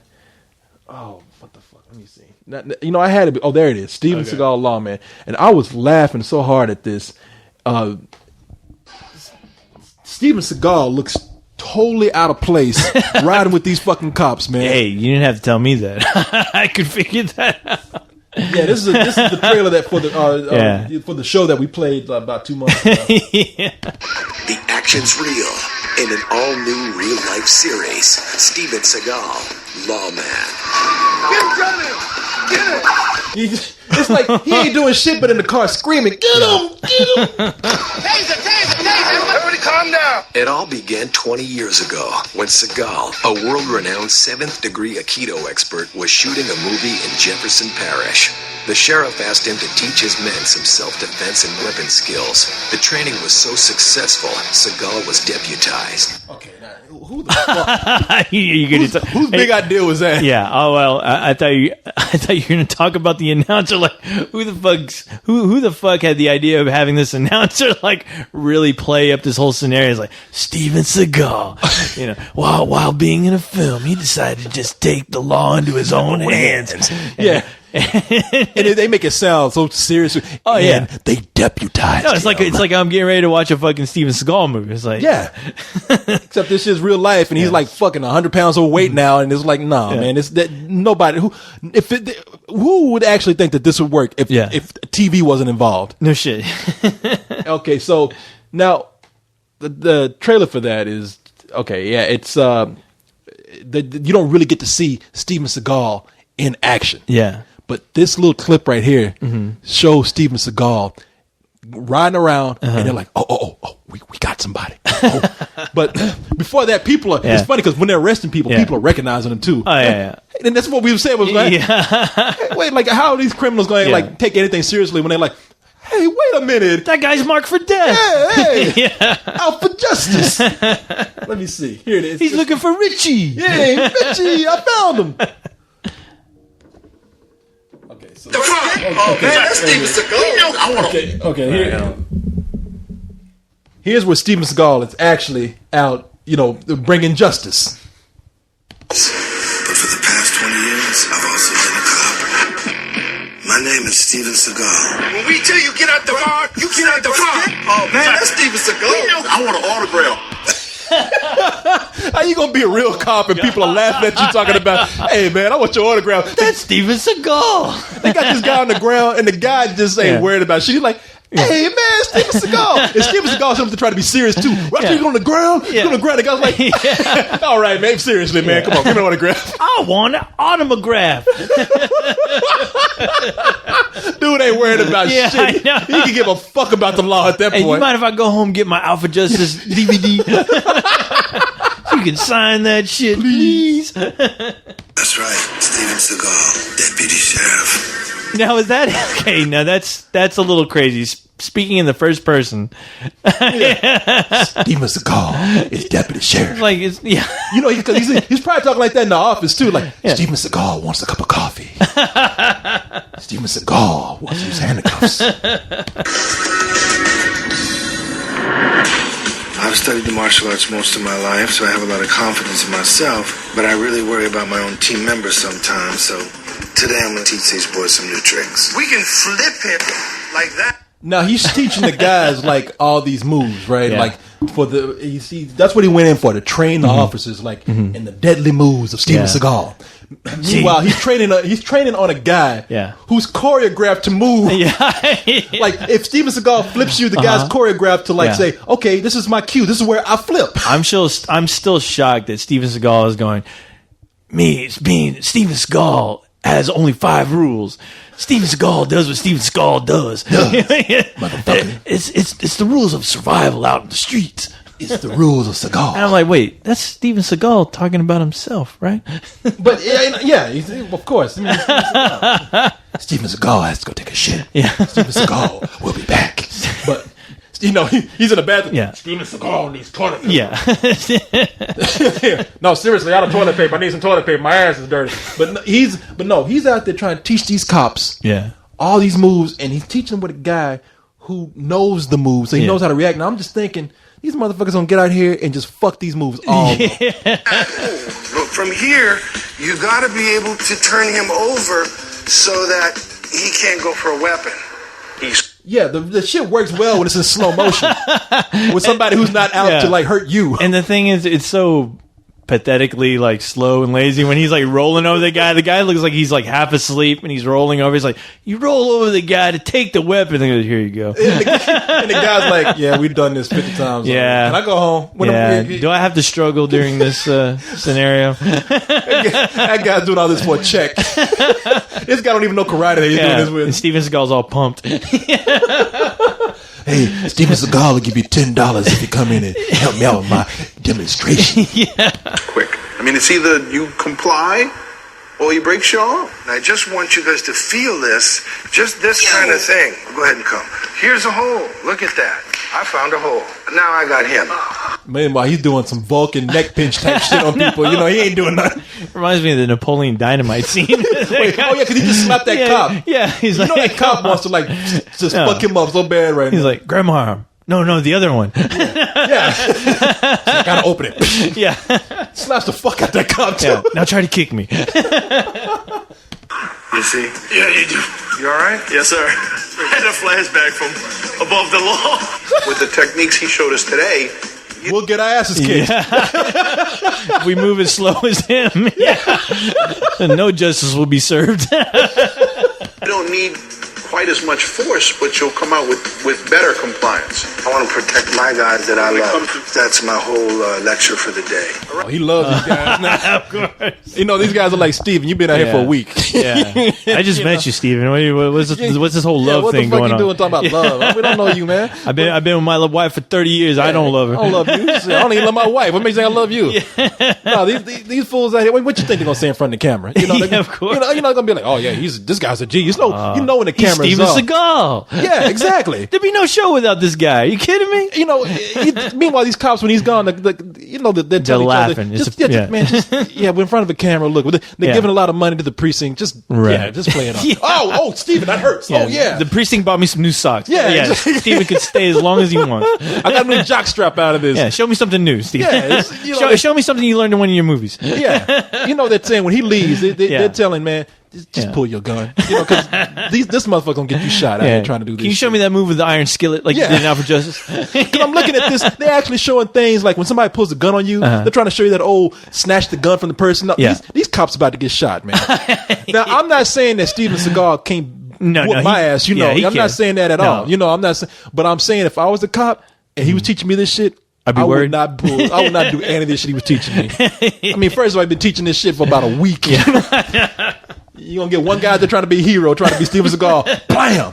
Motherfucker going to end up with a bullet in his ass. But now, here's the funny part. Okay, they're trying to say, we out now. We're looking for real criminals. Yeah. Listen to who they catch. Oh, God. All right, let's saddle up.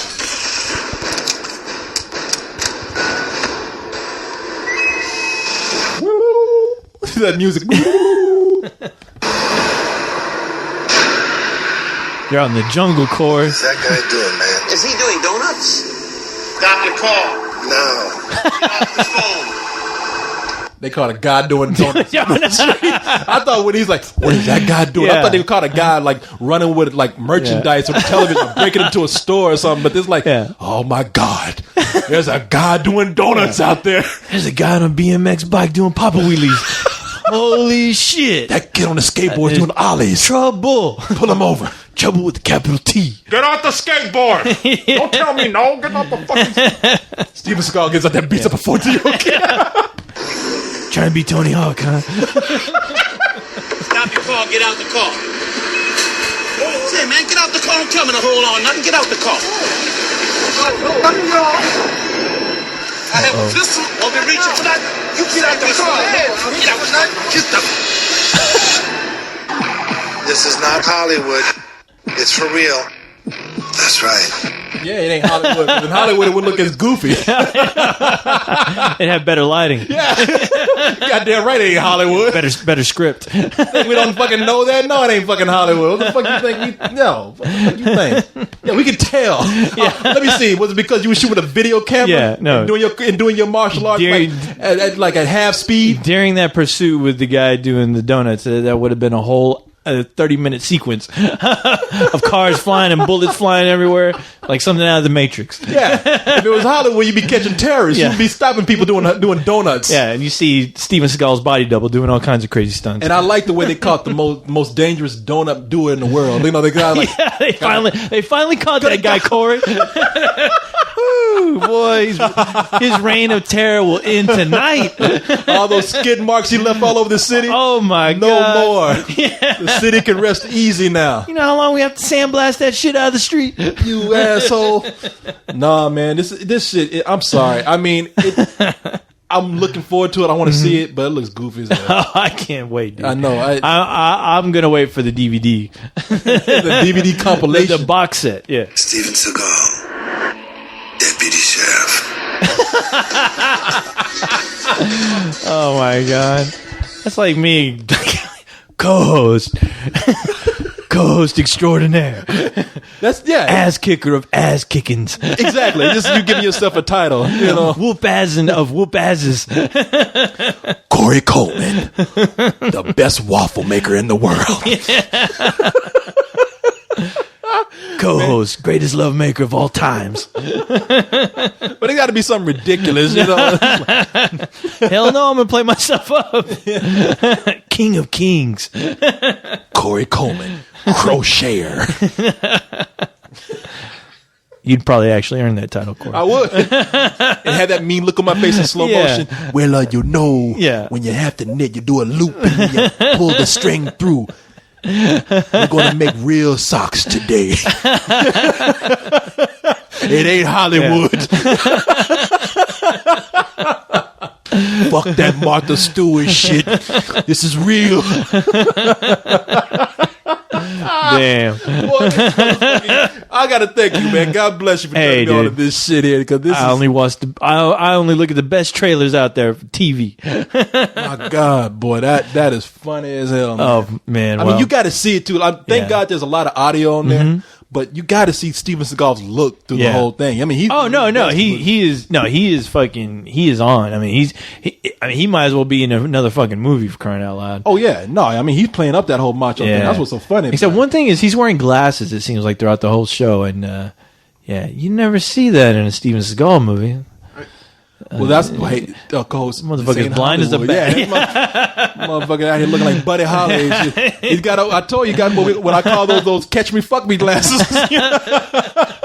Steve, what else did we say we were going to cover tonight? Oh my God, well, I was going to talk about Oprah and the whole. Oh yeah, something upset you about Oprah, man. I was pissed off. Yes, Oprah. She brought on Charlotte Nash. Oh, is that woman who's half eaten by a chimp? Well, she was torn apart by a chimp practically. Like half her face was gone. She's the woman where they actually gave her a face transplant. Yeah, they graft they graft her leg. I mean, I guess they took. Oh shit! They took the skin off her leg and grafted onto her face. So even if they're giving you a new face, they got to fuck your leg up. I mean, yeah, they had those parts had to come from somewhere. So, yeah, it was kind of sad, and I don't know. I was kind of upset with Oprah just kind of making a spectacle with it. So you think they made a spectacle of her? I thought they did. Yeah. No, I didn't see it. So I'm not trying. Well, only because it was like towards the tail end. It's like, okay, at the end of this will be the unveiling of her face, and I know that she agreed. I think she asked to be on Oprah to do it because she was getting all kinds of money offers from tabloids to show her face, so she just wanted to do it on Oprah. But just me and Oprah, I'm like, listening to the interview where Oprah was telling her, look, basically they said your arm was ripped to shreds, and that there was no way. I mean, just the girl's blind. Her eyes are ripped out, and what's the woman's name? Huh? What's the woman's name? Her name is Charlotte Nash. Charlotte Nash. Yeah. How you spell her name? It is CH. Okay, Charlotte. Yeah, Charlotte. Yeah, ARLA. Okay, I actually want to see what the woman looks like. Yeah, damn, and you don't. You know what the thing is? You don't want to. I mean, honestly, you watch. I'm looking at her before. She wasn't a bad looking older woman, man. The funny thing is, I haven't seen her how she used to. Maybe you don't want to see what she looked like before, because that's what she looked like before. So you're like, damn, that chimp fucked up. Yeah, that's sad. Yeah. That when you look at somebody like that, that is sad. Man. It is sad. Yeah, and.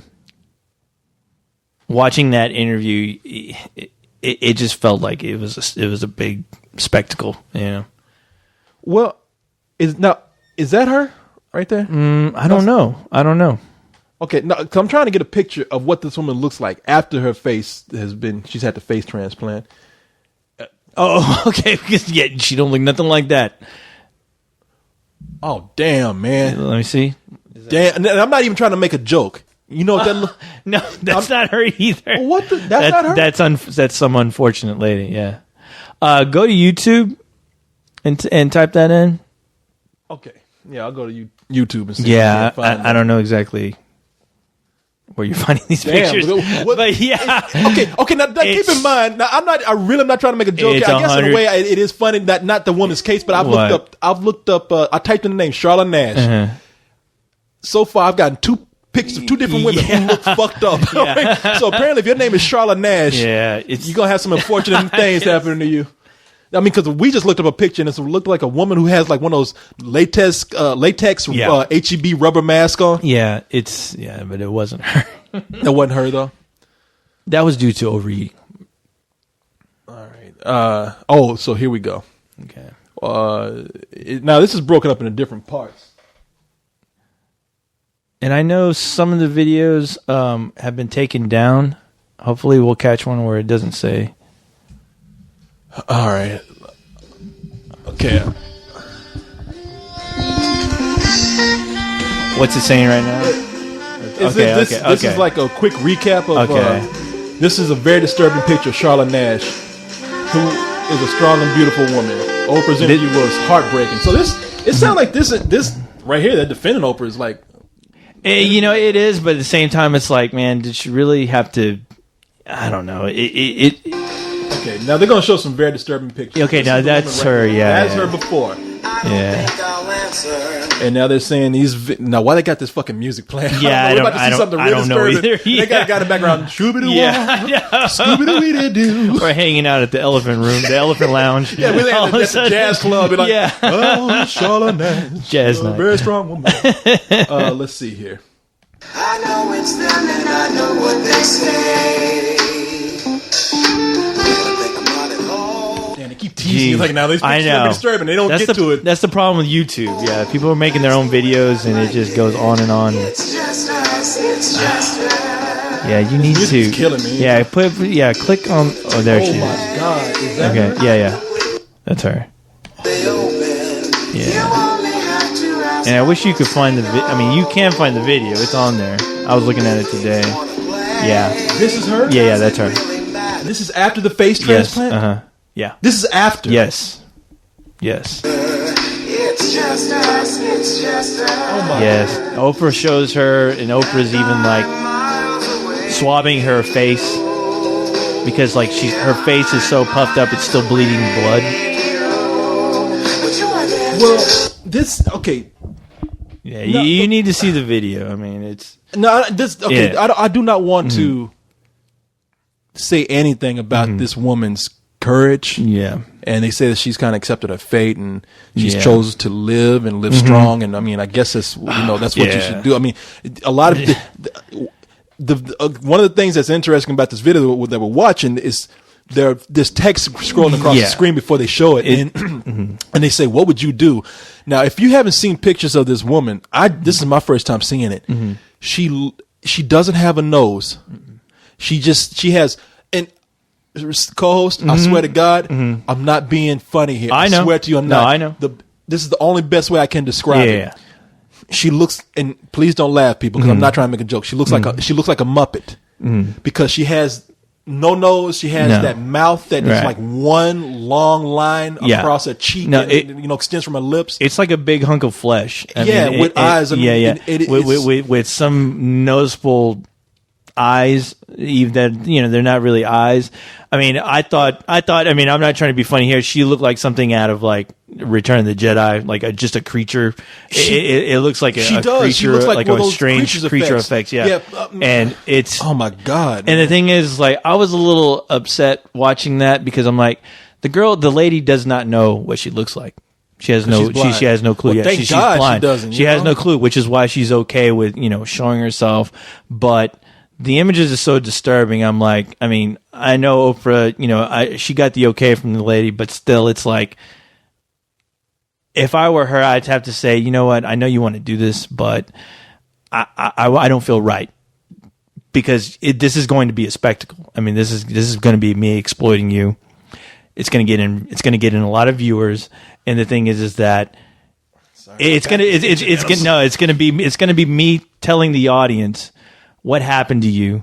It's going to be me letting you know exactly what happened to you as far as how you look, and asking these certain questions about, how are you going to live through this knowing what you don't look like and recapping. Well, did she ask to be on? What happened?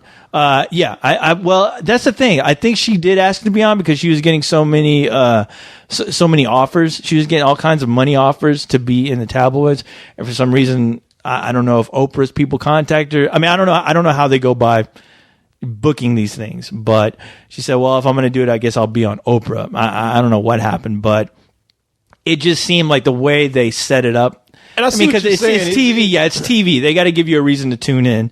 Yeah, and it's good enough reason enough to watch, but it's like, having to hear this story, having it recapped to her, I just felt like, man, this poor lady, it kind of bothered me, and thinking, it's like, wow, you look at something like that, and the whole time I'm thinking, why, honestly, and I know this is going to sound awful and mean, and it's not coming from that place, but it's like, if I were a doctor looking at her, that poor woman, I'd be like, you know what? This woman's not going to be able to live a normal life at all, ever, period. Yeah, but that's someone's decision. I would think, yeah. And it's like, we can do everything we can to save her, but her life is going to be over. I mean, she's going to be, I would hesitate to say that her life is going to be over. I mean, she can still, I guess she has no arm. I mean, her arm looked like it was ripped off. You look at it and it looks like it was, it was ripped off. But it still kind of looks like that, and it's just. I think of somebody like when just because you're immobile or you don't have the appearance that we consider quote unquote normal. But I look at somebody like Stephen Hawking, who look, the guy can't even move and continues to actually have a very fascinating. Oh yeah, he's incredible a genius. Mind. Yeah, he's a genius. But the thing is, he's not looking like this lady. And the thing, and just me, like, if I had a mother that had happened to, and that's what she looked like, I mean, I think I probably would. I wouldn't want her to suffer like that. Jail too. I wouldn't want her to suffer like that. I wouldn't want her to. Because that would be your choice, though. No, I know. But still, though, if I had a choice, I wouldn't want her to suffer like that. Damn, co-host, don't ever let me get anything, because you come in there with a club. I want to live, co-host.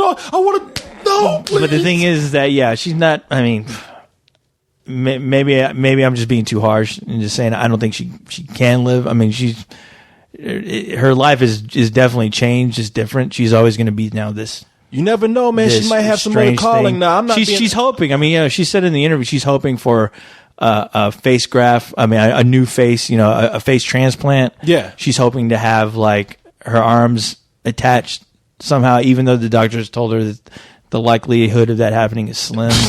But that's maybe, and that's the thing. It's like it's not the same. It's not the same. Really, it's not the same person. I know the doctor's like, we could do that. Yeah, I mean, it's as soon as we find life on Mars. I mean, honestly, if I had a choice, I mean, I would not want to live my life looking like that. A lot of people say that, but I mean, that's probably why she was on Oprah. Like she say, hey, look. I know my life has gone through. And she has no clue. People would say like a horrible change, a change for the worse, but.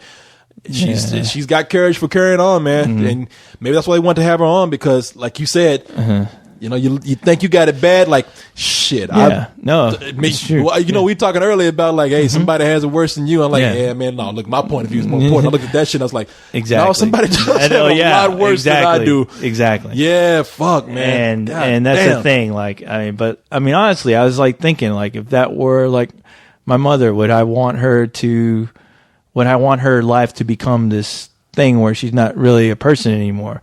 She's a tragedy, and she's going to have to live her life being this tragedy and being this thing other than, being my mother, I can look at her and remember the memories, but when I look at her, it's not going to be the same. It is what it is, right in front of you, and you're just like... So you would kill her. I mean, if it was put in a position like... Because, the thing is, like, you see moments where Oprah's, like, wiping off her face because she's still, like, bleeding. I mean, the all that blood that's... you saw how huge her head was. And I would not. I would not wish that upon anyone. If you came up and told me that came from Jim Henson's Creature Shop, I'd believe. You'd believe it. Yeah, I'd be like, damn. And I'm just, but like I said, if that was your mother, what? What could you? Okay, you want to know what I would do if this was my mother? Mm-hmm. If this was my mother and it happened to my mother, it would be shit. What are you talking about? That would be a major adjustment. But if my mother said I had the will to live, and I want to live and see what happens, I would be the best I could do as a loving son is be as supportive as I could and try to move over the sympathy part to make because she's going to be a victim if you keep making her feel like a victim. Right. And, you'd have to be like, okay, I encourage you whenever you want to do. And if I have to take care of you, then that's what I'll do. Yeah. Now, if we ever come to that horrible decision that you want to die, and you really do, and maybe I still wouldn't do it because I don't want to go to jail, right? But nobody wants to.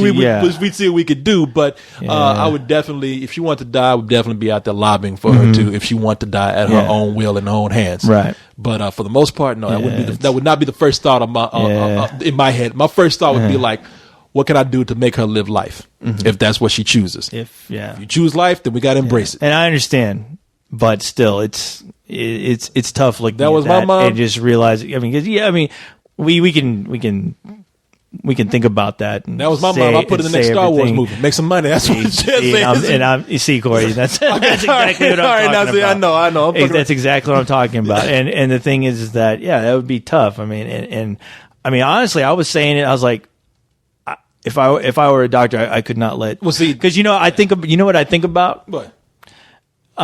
It's funny because when that happened, I thought about that movie, The Fly 2. Okay, do you remember the scene where they were doing the experiment on? I guess it was the fly's son. He had a dog.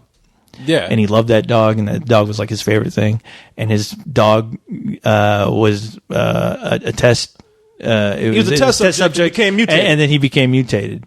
And there was a scene where he was at a party. The kid, he was all grown up, and he was at a party, and there was a big There was like this big cage. It was like a display where you could see through a window down into this huge. It looked like it was holding. Pit. It was like a holding pit. In a pit and then the dog came crawling out. Suffering. I mean, just looking miserable, and everyone looked at it like it was a monster, except for the kid, because the kid knew exactly who it was. And later on, you saw that kid go in there and put the dog down, put the dog to sleep. But that was a dog. It's still first of all, second of all, it was a hey. Well, think about this. But think about this, people. But no. But think about this though. It's like I know a lot of dog owners, and a lot of dog owners, they care more about their dogs than people sometimes. But the thing is that there's a strong bond there. They're very emotionally attached, and the same thing is to see your dog become something that you care and love, become a spectacle for other people. Jeez, I can't imagine the mindset. If that is actually happening. I hope this woman never hears this podcast, because no, and it's not. We compared this woman from everything from a Muppet to some Star Wars creature to the dog and the Fly 2. But the thing is, it is very sad, and of course, nobody wants to kill anybody. Obviously, I don't. But it's like, if that were me, I mean, if that would happen to me, and if I had any idea of what I looked like, I'd probably say, you know what, this my life, it was a good life, and I was able to live it, and I had fun. But now this is something else, and I don't want to deal with this. And but it's not. I'm ready to go, and I know. But I just said, if it were me. Oh, if it was you. If it were me, yes, I would not. My life was full. It was a good life. But I don't want to. As much as I can try to convince myself, I'm going to be strong. I'm so glad that woman. I'm willing to check out. I'm glad that woman's not your mother. She'd want to die after hanging out with you for a day. You'd be whispering, you know what? Yeah. You ever seen The Fly 2? But then again, be like, but the thing is, it's only what I see. I mean, it's only what I don't see this woman in regular life. All I see is this woman being on Oprah. Basically being the audience grabber as far as the ratings are concerned. As far as showing, look at this woman. We're going to keep her masked, and we're going to let you know that her image is very disturbing. It is. You have to. And they warn you throughout the show. Oh yeah, no. This isn't like this is. It's very graphic, and we're going to. And at the end of the show, we're going to unveil to you what this person looks like. And they gave you time to turn the channel. The thing is. Well, look, here's probably a lot of people would take fault with me being an optimistic guy. My first impulse. There's nothing wrong with that. No, there's nothing wrong with it, but being like that, people who say, like, people would think it's cruel somewhat, probably the way I think. And me being an optimist, some people would say probably an unrealistic optimist. My first impulse is to not think this person's not human, or this person doesn't deserve to live, this person shouldn't live. My first impulse is to say this person has chose life. Okay, so what can I do? Mm-hmm. Okay, if they were related to me, I'll be like, what can I do to make them actually embrace life? As far as somebody who's not close to this woman at all, my first impulse is to think it's a brave woman, and I think that she's probably going to be able to find some other meaning in life.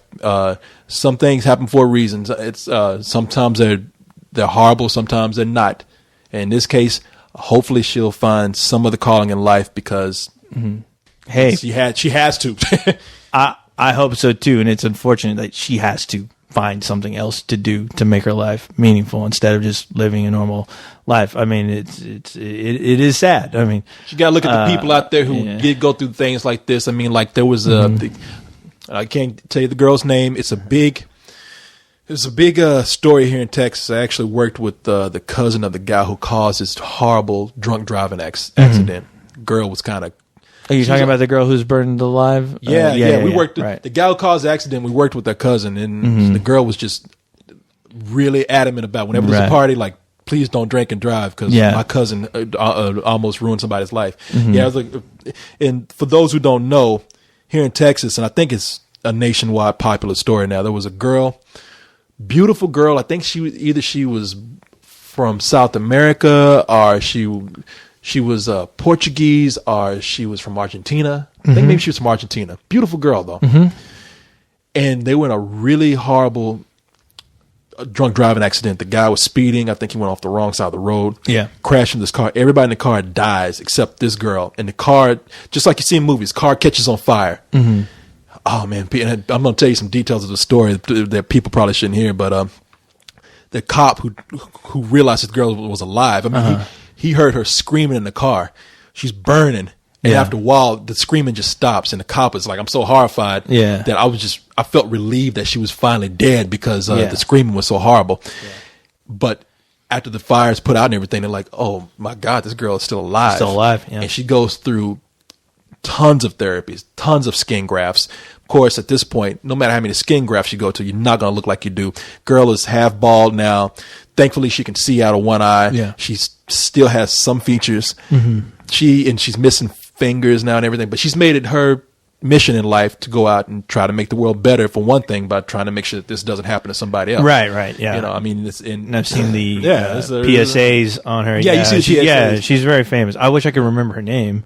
And we've seen her so much now that, like, whenever I see posters of her now, I've seen it so much that it doesn't bother me. Well, you become desensitized. Yeah. Which, for me, when I see those posters, all I think is like, you know, that's tragic. It's terrible. But I commend her for doing what she did. I mean, she found her calling, and maybe she used, you know, her purpose here is, you know, to get in a situation like that and to speak about it. You know, who knows what fate, or if you even believe in that. Nobody has a purpose. I hope that's random. What fate you know, what fate, if you believe in that sort of thing, you know, what your life will end up, you know, becoming or leading up to. But, you know, because you just never know, you know. This is where I get into it with some people. I have a hard time believing that God woke up one day and said, this asshole right here is going to be a millionaire.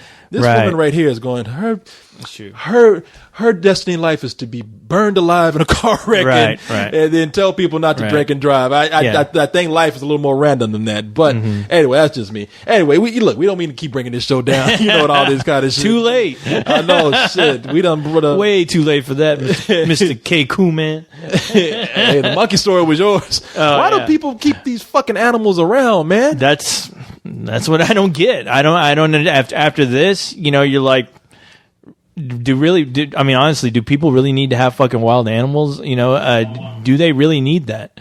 You know, and let me tell you, besides, they feel like it's their God-given right to have this. You know, to have that fucking right. Well, it's. First of all, I've always said it's cruel to keep these animals locked up like this. You get fucking millionaires like Mike Tyson keeping 2 white tigers and shit. I'm like, you know, I hope those motherfuckers get out and just eat your ass one day, because you don't need them. Like, those things should be in the wild. They are, I mean, unless you have them in a cage because you have them in an endangered species program, you don't fucking need them. Yeah. You know, and no matter how many times we need an example of something like this to happen, you know, people still feel that they're. It's okay to own these, like fucking Siegfried and Roy, the fucking white tiger, fucking attacked.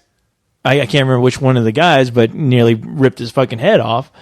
And, you know, of course, he didn't blame the tiger, but still, it's like, really? I mean, even after that, people still feel okay to own these animals that should be fucking. They should be out in the wild because they're wild animals. Shit, we had let me tell you something. We had, and I'm not even lying about this. Yeah, I'm saying this for a laugh, but it's true. We had a fucking Chihuahua. Motherfucker was vicious.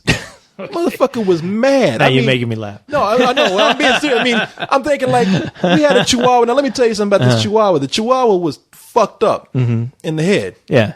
And he did this thing where, okay, you be sitting there with the Chihuahua. Okay, if he was sitting by himself, he'd be like, yeah, come on, sit down. And you sit down with him. And he'd be like, oh, okay, we're cooling out. And you get up, come back, same thing, be all right. Now, let's say you got up and you came back and somebody else was sitting with him. Yeah. You'd approach the chair or the couch, and that motherfucker be like, and, making that noise, licking his lips while he's growling at you. And then you're like, well, you know me, man. So you try to like pet him or touch the couch and like, fuck off. Yeah, you get the fuck off me. I don't know you. You don't know me. And when he bit, like every now and then he was going for blood. He'd bite you. And those little teeth hurt. Oh, no shit. Those motherfuckers hurt. When I was about 11 years old, we had a house full of people for my sister's wedding. Yeah. And my uncle and I were forced to share the same bed. And my uncle got up to go to the bathroom one night and came back, and that dog was lying next to me. He tried to get back in. That dog like, oh, motherfucker. He had to pack his shit up and go over to my aunt's house. No shit. He called my mom and was like, that little motherfucker, he was about to eat me. I wasn't going to even fuck with him and get back in the bed. Yeah. But my point is, it's like, Chihuahua, that small, hurt like hell when he bit me. Why the fuck do I want something that's bigger than me? No, that's going to attack me at the spur of a moment. It's funny you're mentioning Chihuahua, a very small animal. Where wait till you get bit by a pit bull, which happened to me. I was bit by a pit bull, and that experience was like a shark attack. And pit bulls biting the metal, which you are, so you know. And the thing is, and that thing punctured my metal. And it belonged to a friend of mine, where I was over at his place. It was him and a buddy of mine. They were going out they're going to go to the corner store, and they've had this pit bull who I've been around before, but I could just tell there was something off about this pit bull. It was an old dog. It looked like it was it was an abused dog at one point because I don't know if they got it from a kennel or what, but the dog looked like at some point it was abused. And the thing is, they left me inside thinking the dog was okay to be with me. So as soon as they left, I'm like, all right, I'm going to hang out here, wait for you guys. But as soon as I turn around, I'm like, I'm going to go walk to the room and just close the door because I still don't feel comfortable around this dog. As soon as I turn around and I'm heading towards the room, all of a sudden I feel this like, it's like something hit me. And I was like, oh. And then all of a sudden, like the pain came in where I was like, ow. And I turn around and down the hallway, all I see is a tail, like heading in the opposite direction of me, and I just hear this huge. Wait a minute, you said you see a tail with the dog? All I saw is like all I see is a tail, and that tail disappears at the corner of the wall, and all I hear is the dog starting to bark and go crazy with his ass or something. No. You would think that, and then I look and I notice 2 puncture marks in me, and there's like oil coming out, and I'm like, oh fuck. And I realize that the dog just bit me. So I make my way over to the room. I close the room. I look and I'm like, wow, that thing like actually punctured my metal, and wow, this fucking hurts. And then all of a sudden the door started to shake, like somebody was trying to get in. And I thought, oh fuck, that dog just tasted me and wants to fucking rip into me. What, did you owe the dog money or something? What the fuck did he after you for? You gotta interview the dog for that question. I want to hear the story. So the dog is, the door is shaking. It's rattling like somebody's trying to force herself in. It sounds terrifying. And I'm thinking, oh fuck, it's the dog. So I'm looking around for a blunt object, and all I'm thinking is, I have to kill this dog. My friends aren't here, and I don't know what I'm gonna have to do, but I have to kill this dog because it's a pit bull. And once that thing fucking locks, that's it. You're done. Once it grabs you, you're done. And I look and I see like a bat, and I'm like, all right, I'm gonna have to beat this dog's head in. I don't want to. I love animals. But all of a sudden the door came the door flung open, and I was like, fuck. And thank God it was my two friends. They're like, hey, are you okay? We heard the dog freaking out, and we ran in here. I'm like, your dog just like bit me. I mean, it put 2 holes in me. And they're like, oh, fuck. And, they grabbed the dog, and they put the dog outside. And I, it's one of those things where you're like, I didn't hate the dog after that. I mean, I saw the dog again.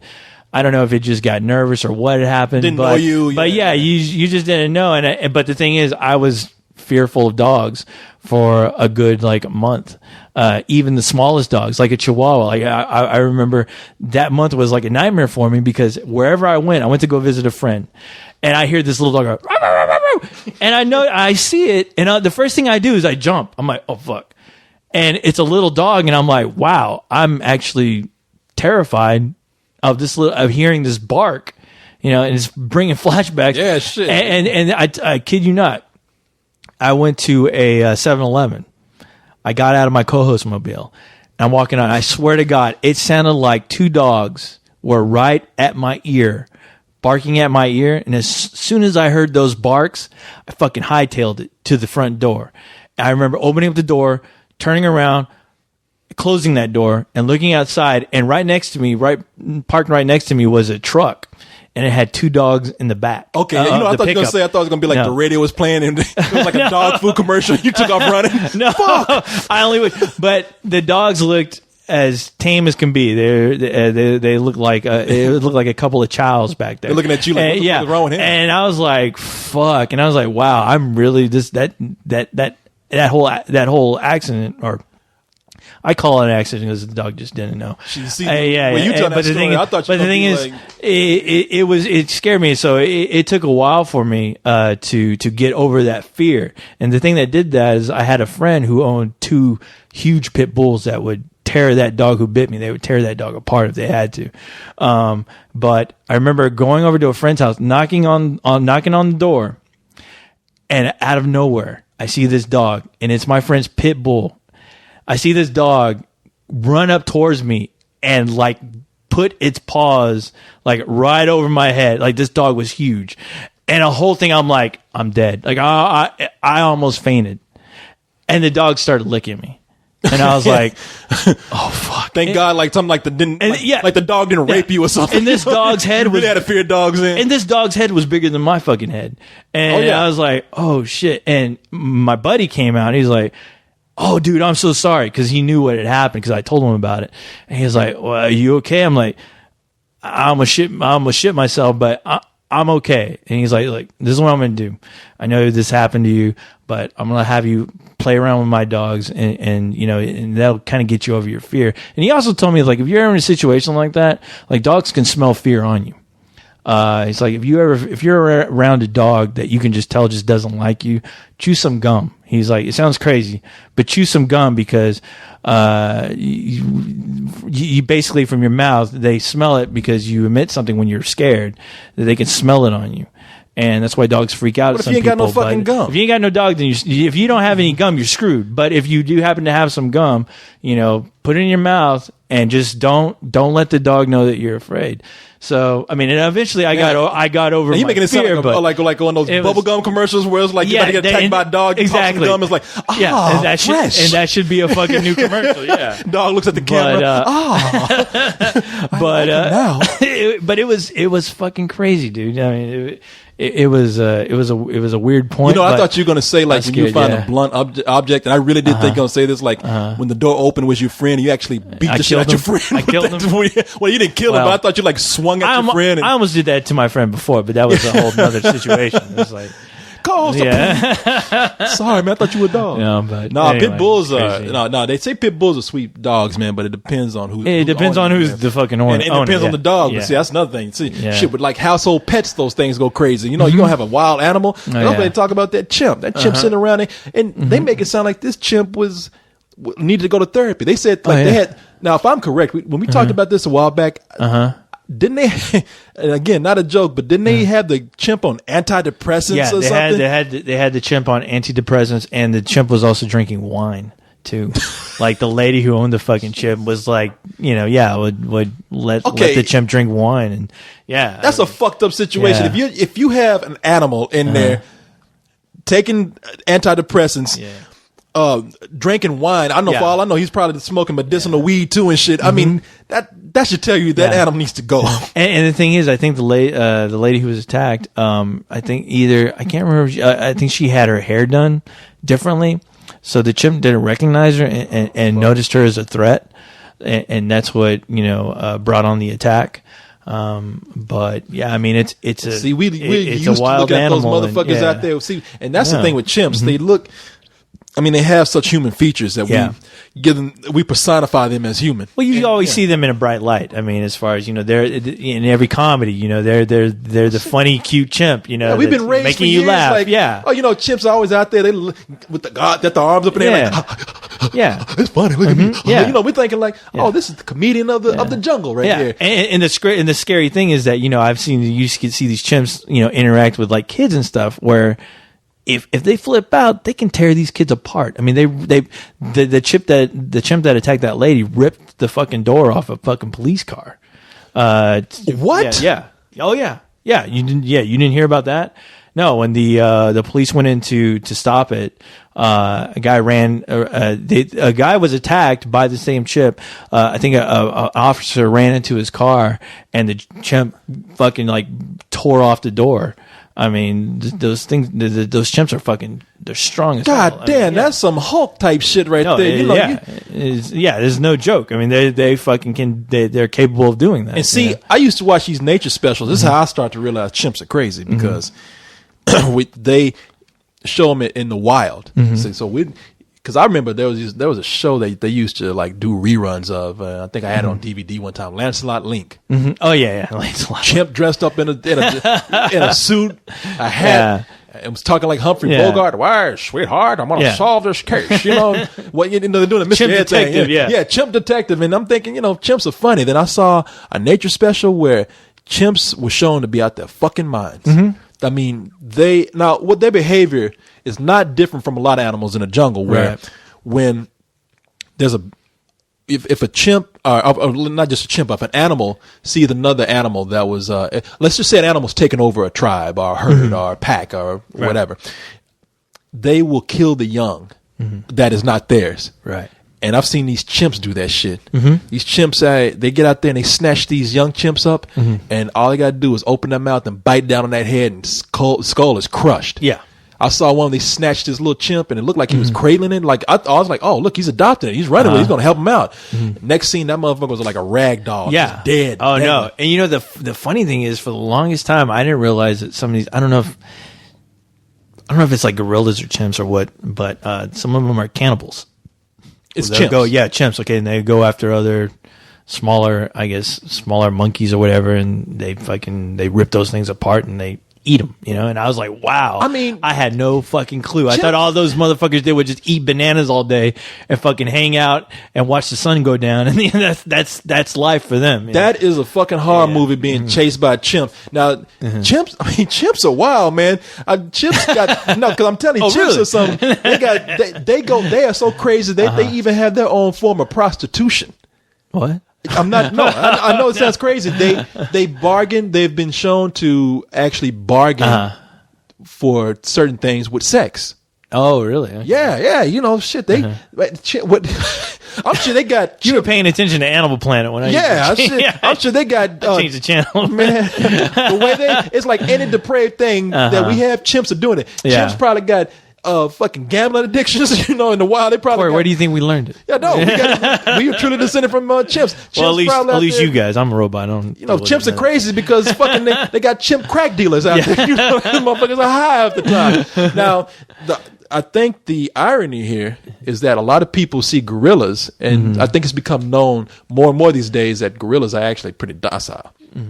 As long as you're not fucking, you're not overstepping your bounds on their territory. I mean, where they come charging at you. Where they charge it. Even when they charge at you, they're showing they actually just like they feel threatened. That's the thing. They're big, but they're not. They're not out there trying to pulling doors off cars. And shit. They're out there just saying, "Hey," and they're not even attacking first. Testing suitcases. Yeah, they're out there. Pretty much when a gorilla charges, he's not attacking. He's saying, "Look, I'm a big motherfucker, all right? I'm giving you a warning. This is a warning. I will fuck you up. Away. This, my size should tell you. Yeah. Now, you're not stupid, right? Turn your ass around and go the other way." But most of the time, gorillas are pretty docile animals. They're the ones looking at chimps like, "Hey, those motherfuckers are crazy, man. We sitting around, in our little Buddhist poses and shit, But that's racist. With all Buddhist gorillas? Yeah. They've actually had they shown some cases where kids have fallen into a pit. Now, if it was a chimp pit, that kid would be torn apart. Who knows? Yeah, that chimp come out there and be shit. You see arms flying and shit. Kid falls into a gorilla cage. Gorilla picks up the kid and cradles it. Yeah, there's some instinct that kicks in. Right. They've had cases where gorillas are able to. I think chimps they're able to learn sign language. I think so too. They're gonna lose their fucking mind. But you've had that famous case of teaching gorillas sign language. Like they had gorillas seem to have a very sweet nature about them, just a very threatening demeanor. Yeah, there was a case of a gorilla who adopted a kitten. Right, and it was kind of heartbreaking, man, because I think it was Coco the gorilla. I think, and she adopted this kitten, and the kitten died. Oh yeah, and the gorilla became depressed. Yeah, they had to get another kitten because she was like really feeling sad. And they asked her, they said, "Do you miss your kitten?" She was like, "Yeah, I miss my fucking cat. Get my fucking cat." She didn't attack. That would be the chimp. She was like, she was sitting around depressed. The gorilla was. She was like, "Yeah, I don't have my cat anymore. I'd like another cat." If it was a chimp, the chimp be like, "Give me a fucking cat now." The chimp would rip your ass apart. Chimp would eat it. Chimp would eat it. Yeah, I need another cat. I ate that last motherfucker. Can you give me another cat? I'm hungry. But no, man, it's telling you, boy, we joke around about the chimpocalypse, but if let's just say that shit ever did happen, we'd be fucked. Yeah, we would. Fuck zombies. Yeah, zombies are slow moving, and it depends on what movie you're in, but yeah. Even with fast moving zombies, fast moving chimp, even a slow moving chimp, I think they still will fuck you up, motherfucker. Yeah, do all kinds of acrobatics on you and catch you. Fuck zombie land, chimpy land. Do a backflip and fucking rip your head off. Yeah. I'm sure chimps. I'm not the kind of person that ever says anything needs to be extinguished or extinct. I think everything has a purpose within our fragile ecosystem. Right. But leave chimps out where the fuck they are. All right. I'll tell you what. Any of my friends ever get a chimp? You ain't my friend no more. Exactly. I've seen what these motherfuckers do. I have no reason to hang out with you. Yeah. Michael Jackson. Yeah. You great musician, but you stupid for having that fucking chimp around. What was Bubbles? Shit, we give them cute names and shit. Those motherfuckers ain't nothing cute about that. That is just a accident funny about that. Waiting to fucking happen. It is, man. Jesus fucking Christ. Don't have time for it. Don't have time for you or your fucking chimps. Your fucking chimps. All right. I got things I got to do, and you fucking want. Yeah. You all of a sudden think you're Tarzan, so I'll let you in your fantasy world keep thinking that. Yeah, and I'll read about you about a few years after. I got things to do. Yeah, getting mauled by a chimp, not on my agenda. Yeah, do not please do not spoil the chimp with fucking Cabernet Sauvignon. Even those little motherfuckers, those Reese's monkeys. Yeah, I mean, even that scares me today. They end up throwing shit and everything. Monkeys don't need to be, kept in captivity. Yeah. Leave those motherfuckers where they are. Get a marmoset. Yeah, that's a nice animal right there. You just get fish. All right, just go fucking get a little fish tank and get yourself some goldfish. They ain't gonna hurt nobody. Yeah, goldfish ain't never hurt nobody. If anything, we hurt goldfish. We kill goldfish like nothing. Goldfish have become decoration for some people. You ever seen people who just don't know how to take care of a fish, and the first thing they do when they get home is put it on top of the TV and boil that motherfucker? That TV's looking at people beating that fish is looking on the glass like, motherfucker, help! It's hot. I see people who neglect their fish tank and keep that fucking water in forever, where that shit is muddy and somehow these fishes are able to adapt. Where I'm like, holy fuck! And the thing is, It's not right. Yeah, the aquarium's all murky, and you're like, you talking about depth, and you're looking at like, where'd that goldfish get a flashlight? Yeah, what was the point of you getting this? Besides it fucking, looking like your goddamn toilet bowl all of a sudden. Yeah. What is the point now? Are you running experiments on this fucking fish all of a sudden? Yeah. You're trying to start your own ecosystem. Yeah, exactly. Trying to see if this motherfucker's going to evolve. You're trying to create a new species. Yeah. Trying to see if this motherfucker's going to get so tired of this he crawls out. What the fuck is going on with you? Yeah, you looking for a new girlfriend? Mad scientist motherfucker you. Yeah. But man, okay, you know what? Before we move on to our end of the show here. I know, it's funny because once again we had I guess we never got into our Twilight discussion. Well, I was going to say, you go ahead. But, let's. No, because the thing is, I'm like, I don't. I mean, what else is there to say? I will say this. After, look, this is something that I haven't said that I want to nail this on because I want people to understand where I'm coming from. Yeah. Because I said a lot of things about the movie. I said I thought it was well directed. I thought it was actually. Yeah. I mean, when I say, which is funny that you say that because. I thought it was terribly directed. Did you? To be honest, yeah. Well, when I say well directed, I'm talking about in certain action scenes, and I just think that certain people had they had really bad dialogue. But it's not about me. You go ahead and say what you. Well, no. I mean, as far as all the hatred towards that film, what else can be said besides wow? I mean, out of everything to harp about, everything to fucking voice your opinion about, you're gonna voice it over a fucking book that was written for tweens. I mean, really? I mean, is it all that important to you that you have to all of a sudden, because we have the technology of the internet, to really go and bash? We have to bash. Fucking this series that is not targeted towards anyone who's bashing it. We really have to voice our opinions and go, you know what? Whoever's into this, you're an idiot for enjoying it. You're an idiot for caring about these characters, for embracing the series. I mean, do we really need that? I mean, when you think about all the dumb shit that, these people who are bashing it, all the dumb shit that they're also into, that they tend to forget sometimes, I don't get it. I don't get it, and I don't understand why all this energy has to be put into something that is so insignificant. When you got if you want to get serious and think about all the real problems that we are really facing, you choose to fucking harp on this. Really, I mean, you're gonna write 3 blogs a day, writing about your disgust with a fucking. A series of books that isn't even targeted towards you. Yeah. Think about if you put that energy into going and reading to cancer kids or volunteering in an old folks home or something. I mean, like that dumb motherfucker who you guys talked about as far as going to rent renting a fucking theater to get a bunch of people in. To tell them that they're a bunch of idiots, That money could have gone to a charity. Where I was like, how much money did you fucking put in here, you fucking moron? I mean, really? What are you proving to me besides you're a fucking idiot? And you have nothing else. You have obviously nothing else better to do with your time. I mean, is this your claim to fame right now? Because look at you. I mean, you're up there by yourself, trying to voice an opinion that doesn't even matter to us. Yeah. Because you know what? For a 2-minute laugh. We're going to see the movie regardless. Yeah. I mean, in like, what damage did you do to the film itself? Exactly. Still went and made money. All you did was manage to just ruin a bunch of people's day. Look like an asshole. Exactly. Where if I was a studio and I heard about that, I would go after that fucking guy. I would sue him for every fucking penny he has. And then I tell him, okay, motherfucker, who's laughing now? All right? Who's really laughing now? You might as well off yourself because you're done. You're false advertising. You're using us for your practical joke. Fuck you. Yeah. You know what I would do? I would actually, if I was a studio, I'd rent out a theater, give him a pass to a movie he thought he was going to go see. He walked in. I'd be the studio head walking out like, you're sued. You've been served. You've been served. Exactly. Bitch. Hey, have it on camera. Yeah, exactly. Are you laughing now, bitch? Yeah. You find it funny? I just don't know why. Honestly, this whole weekend I've had a headache looking on the internet, like seeing everyone's fucking. Here, hold on.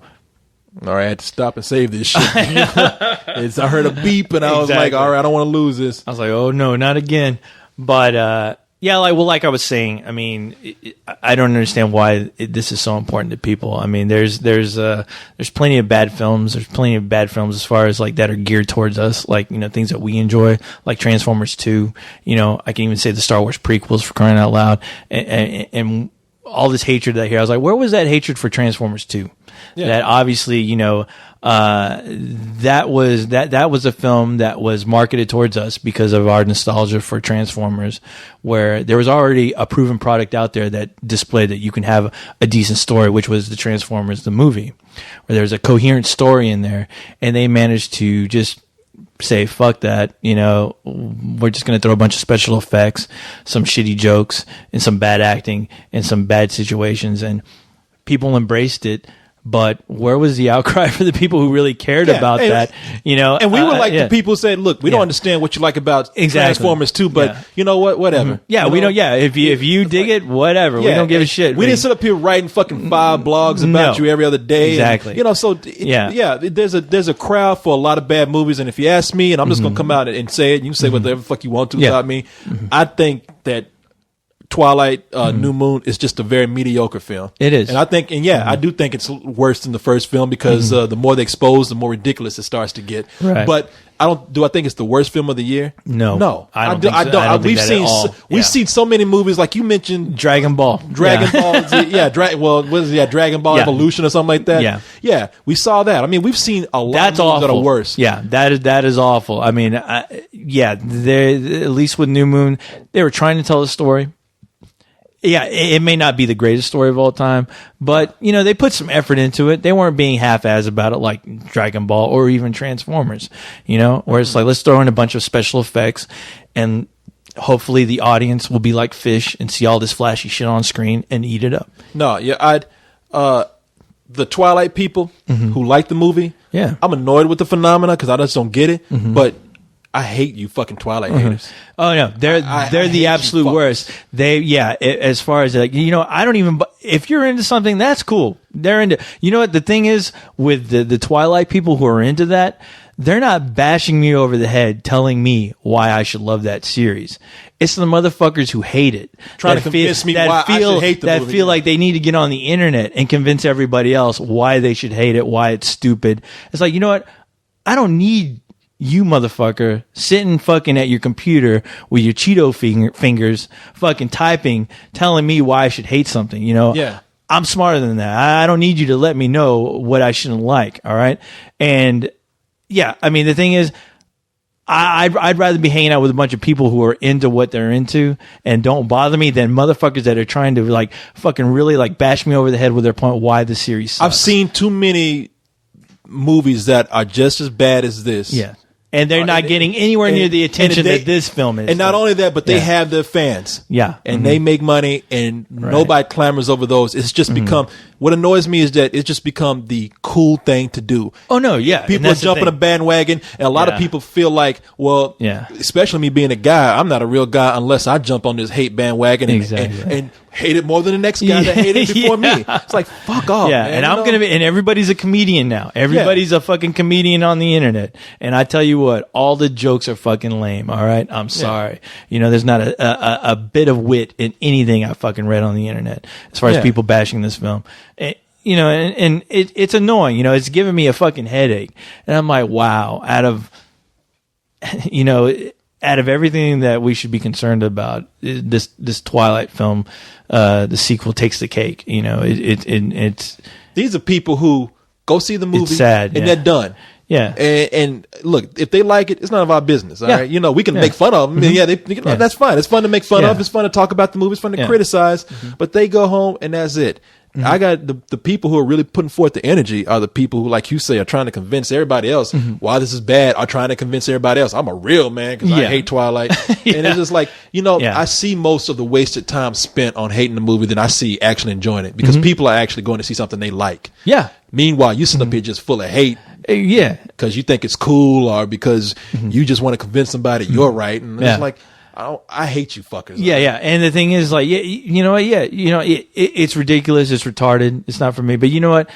I'm not going to the fucking Chuck E. Cheese with a baseball bat bashing little kids' heads in because of those silly games that they're playing. Because it's like, what the fuck you doing playing these fucking goofy ass fucking games? They're fucking bashing over like fucking Chuck E. Cheese over the head. You know, when he pops out of this fucking hole. How come you ain't playing a real game like fucking Left 4 Dead 2? Huh, motherfucker? Huh, you little piece of shit? It's like, what the fuck is your problem? What, don't you know a real game when you see it? Yeah. It's like, really? I'm 5. This is the thing about this whole phenomenon is that it was marketed to the people it was targeted towards, and they fucking ate it up. You know, they ate it up, and right now, everyone involved in that film is going to the motherfucking bank. And let me tell you, motherfuckers, something else. You stupid fucks. For every one of you stupid motherfuckers that come in and say, first of all, let's even take the movie out of the picture here. First of all, you haven't given bullshit to a movie in a long time. I don't give movies a rating because I'm on a schedule. Right. Oh, I haven't given a movie a bullshit in 3 weeks. It's time to give another movie. And guess what? This movie is the one that's going to get it just because it's time to give it one. Yeah. No, I give a movie the rating I feel like it deserves. You don't like it, suck a fucking dick. Yeah. I do it because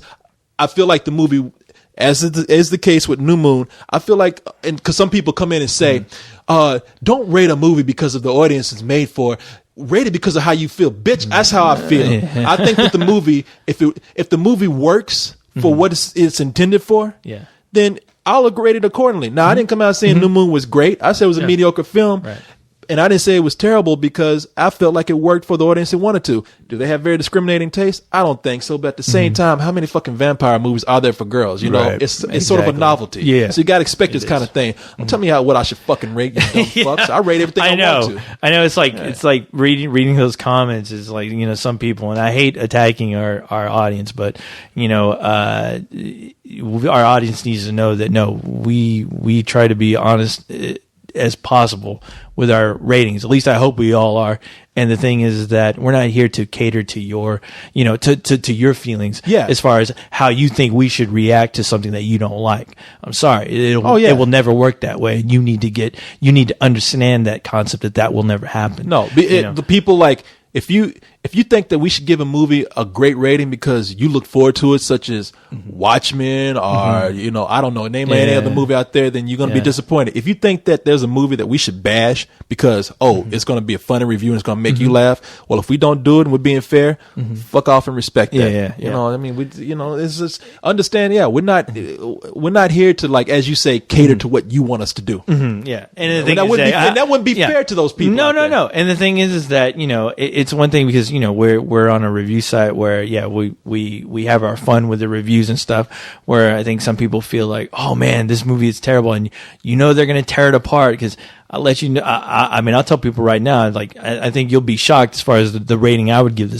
this New Moon film. I think you would hopefully you'd be shocked. You know, it's not because I want to shock you, it's because I'm not giving in to all this bullshit as far as people's opinions on, you know, oh, this movie's a big fuck you. I'm like, no, I've seen way worse, you know. Well, that's what people did to us with Twilight. I mean, you and I both agreed, like, hey, look, it wasn't a terrible movie. Yeah. And I'm looking at it like, okay, for these girls out here who wanted it, it's marketed very well to them, and it performs well for them. Yeah. Matinee, you know? Because if I was a girl paid matinee, I probably wouldn't, I wouldn't feel bad. Yeah, I wouldn't. People like, oh man, I swore you guys were going to tear this up. I could have sworn it would have been fuck you. No, fuck you. You know? But hey, you know, you got to realize, but, you know, we're not always in sync with you, and we're just not going to be a lot of the time. And you know what, people, we're talking harsh to you, but we understand, you know, we're public figures now, and we're going to, disagreements are going to come in different ways. Sometimes they're going to come in like very nice ways, like we mentioned what people did with our last podcast, and sometimes they're going to come out in very aggressive ways. Right. We don't give a fuck either way. Yeah. I mean, I mean, the thing is, like, you know, well, let me say we don't give a fuck. We appreciate you. We appreciate. I mean, you like the show for your obvious reasons, and that's good. You know, if we get you thinking about something, that's even better. You know, but the thing is that we're not here to indulge your ideas. Your ideas of how we should be doing things. You know, no, where we try to be as honest as possible. And I'm not here to attack everything I see because it's an easy target. I mean, honestly, with everything that happened this past weekend, and, you know, people were flipping out because it beat the Dark Knight record or whatever. You know, when I found out it beat the Dark Knight record as far as like the opening night or whatever, I was laughing. I was like, ha ha ha, you know, that's what you motherfuckers get for coming to conclusions. And everybody now is like the fucking Nostradamus of fucking movie reviews now. Where people who have not, this is the other thing that disgusts me. People who have not even fucking seen the movie are making judgment calls and like are claiming like it's like, no, this movie, I told everybody this movie's going to be fucking awful. It's terrible. It's a piece of shit. You know, the acting is going to be terrible, and they haven't even seen the fucking movie. Oh yeah, and you're doing the biggest disservice by doing that. Exactly. And I'm like, really? I mean, but yeah, the whole thing. Think about doing something like this is actually sticking to your true opinion. Yeah. Don't, regardless of what people say about you. You know, you're not going to please everybody, and sometimes you're not going to please anyone. Mm-hmm. If, let's just say you were that person that like disaster movie. Yeah. You know, we're going to make fun of you, but you know what? We're not going to belittle you because of No. I'm going to say, I don't get you. Yeah. I'm going to say, you know, I don't understand how you could support something like this, but really it's all up to your perspective. If you enjoyed it, what am I going to tell you?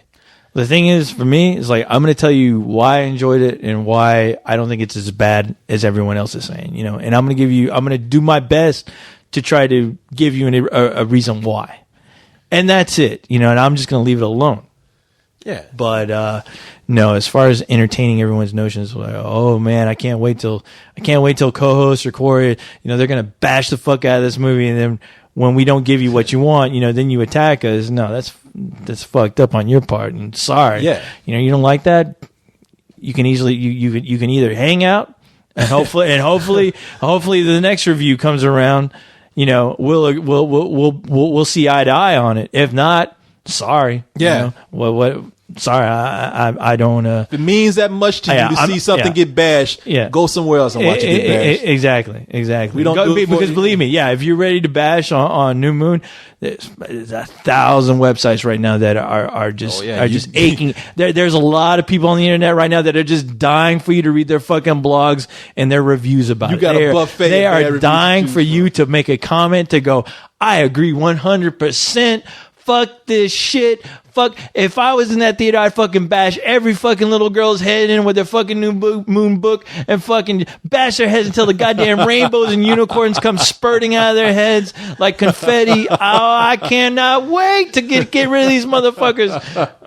Really? No. All right. Yeah. It's good to dream. Rock! Oh, shit. Rock! Rock in the room. Vampires, werewolves. Whoa. Oh man.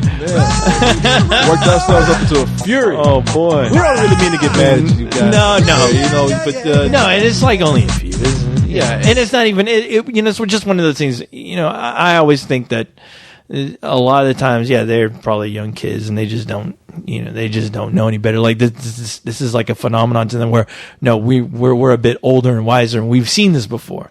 We've seen this with other franchises. Yes. You know, they're just not used to it. I mean, I think that was a good point you guys brought up on a couple of cold ones. You know, even though I have to admit, Leon and Cyrus, when they started going off as far as like, you know, you being a man to your woman and telling her, hey, I'm not gonna fucking go see this movie because you want me to go see it. Fuck that. I'm standing my ground.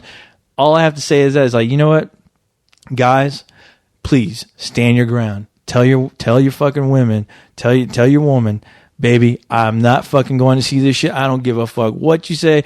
Oh, hold on, Corey. Hold on. Hello? Who's this?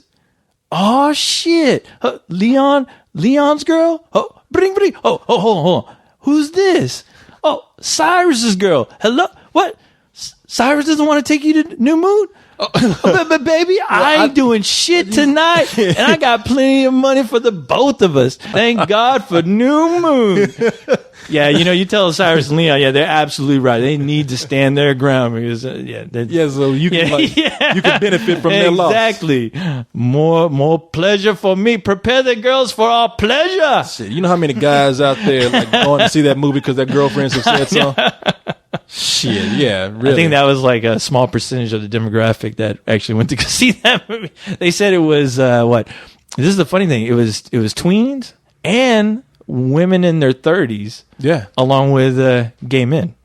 Oh, so, yeah. Oh, that's no, gay man. And I'm not saying that as a joke. That was actually published as far as. No, I know you know. I read the same thing. No. I heard something to that effect. That a lot there's a large gay audience. Right, I don't know if it was the exact same thing you were saying, but man, now that's one thing I don't understand. Not the gay people going to see that is the 30-year-old and above crowd with women. I don't get that. I get it. I don't. I get it. You want to know why? Because they're dating a bunch of fucking guys who at one point were collecting fucking Star Wars figures, who were fucking on the internet, fucking bitching about their bullshit fucking sucking. And I mean, I'm sorry, but a lot of the men these days are fucking turning into women. And it's one of those things. It's like the pussification of America, where guys are sitting around bitching all the time like fucking women over a fucking movie. They're like, you know what? You think Clint Eastwood at any point was fucking on fucking like writing letters to the studio bitching about the Wizard of Oz not really being what he thought? You know, this fucking Dorothy shit. Singing around, dancing, fucking singing songs. You think any real man is fucking complaining as far as what fucking tweens are into? I mean, come on. Yeah. You know, or even today, you know, Clint Eastwood, what you think about Twilight? What the fuck you ask me a question like that? I don't give a fuck about Twilight. I don't give a fuck about you. Fucking shoot you in the leg. Now you got other things to worry about. Gay vampire, so what? Get the fuck out of my face. Let's see here. Okay. Those poor ladies. We got some questions that we read last night. I know. That I kind of went I know off they're all half like, let's do this questions, but they were all great questions too. Well, I know I read some where I was kind of like, no, I know you're getting pretty pissed off, Corey, and you need to come. Well, sometimes when I get pissed off, it's me just having my little stage persona on. I understand. You know, sometimes I over-exaggerate. Now, while I'm over-exaggerating, I still say, like, yeah, people, you got to make a question shorter. And I'm not even mad about the what is your favorite blank, blank, blank thing. It could be that, but just make it significant. Don't be like just simply, what's your favorite car chase? It's like, come on, man. You know, just let's make it more significant. Have you ever been to a Q&A with the directors? And you know, usually after a film, when now we're going through that. You ever hear the questions? It's kind of the same. I've heard some pretty good Q&As these days. But all right, so this is from Art Fan. And she had a long ass novel last night, so she said she narrowed it down. Okay. She says, she's even mentioning that. Okay, so I'll try to make this shorter. Sorry if I came out last time, baby. I'm not mad at you. I'm just want you to shorten it a little bit. Basically, my question is: do you think modern movie audiences will be able to accept a movie where no historical events are drastically altered from reality just for entertainment value? Well, yeah, we've been doing it. I mean, almost every movie that comes out today where they say based on a true story, they've altered that shit. Oh, yeah. We used a really good example here. Howard the Duck is known. That story was changed drastically. I mean, it was... What? It wasn't that shit was real. No, it wasn't a duck. It was a platypus. Based Jesus on Christ. a true story. In real life. No, Ron Howard has made two stories, two movies based on a true story. Yeah. One of them was Cinderella Man. Mm-hmm. And in that one, Russell Crowe played a boxer, and these are the names of these people are historical. They they are real people.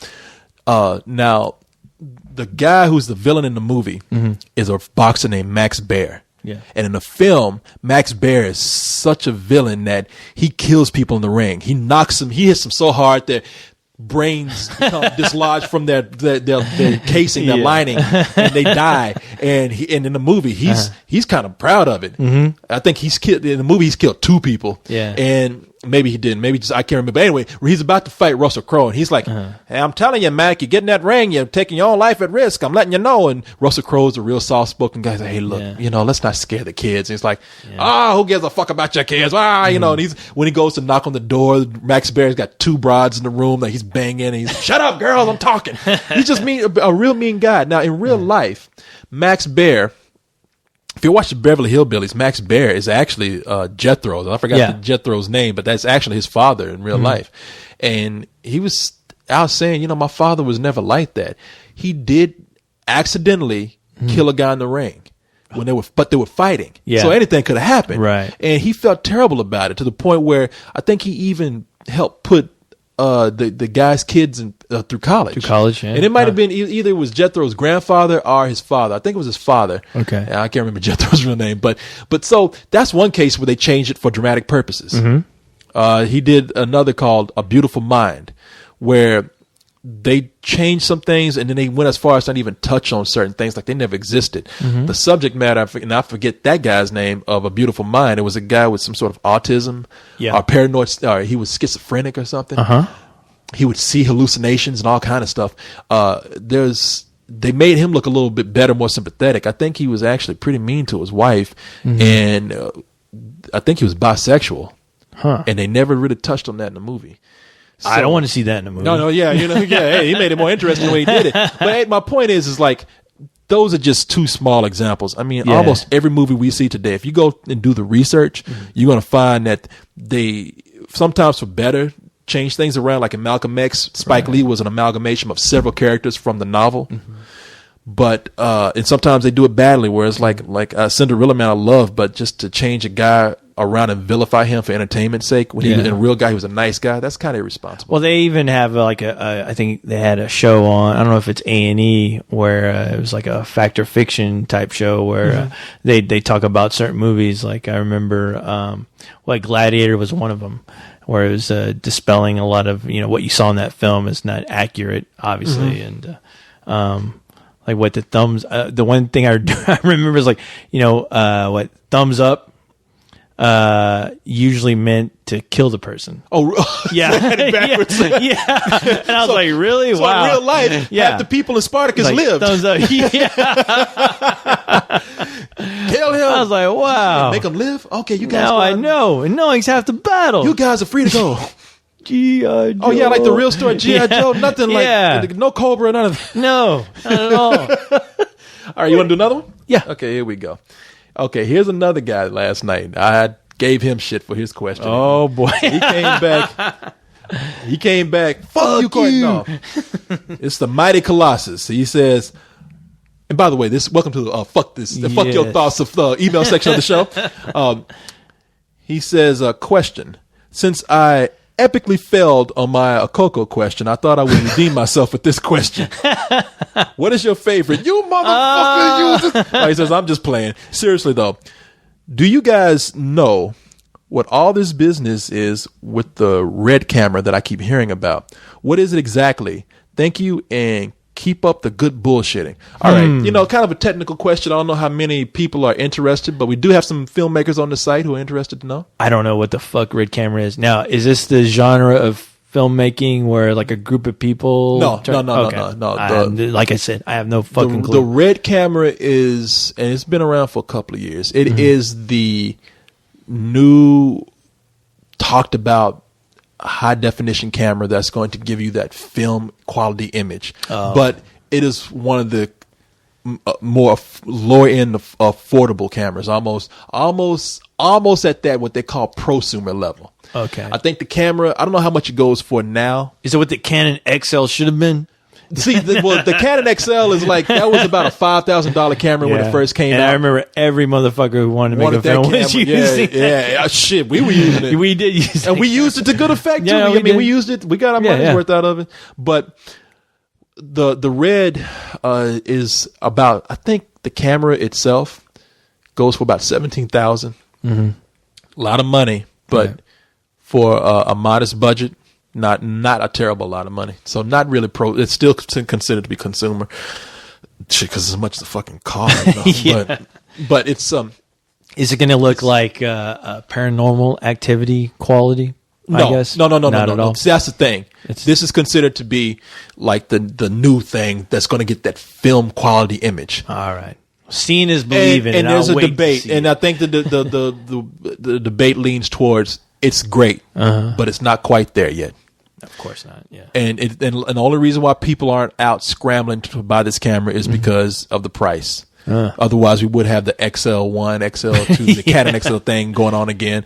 But it's a good camera, and I think you're going to see a lot of people using it for for certain projects, like maybe some documentaries that they want to have look really good. You'll see in a bunch of films that you'll never see. Yeah, exactly. I mean, some more independent type films. Yeah, I don't think you're going to see it used much to make like the Robert Rodriguez level, where he's into like high definition, but he's using much more expensive cameras. He's not using the red, so the red really hasn't. I don't think it's really found its niche yet, but it's still being thrown about right now. So a lot of filmmakers, if they can't buy it, they're at least trying to fit it into the budget of, okay, we can rent the camera out, and it's going to be more affordable than some higher end camera. Yeah.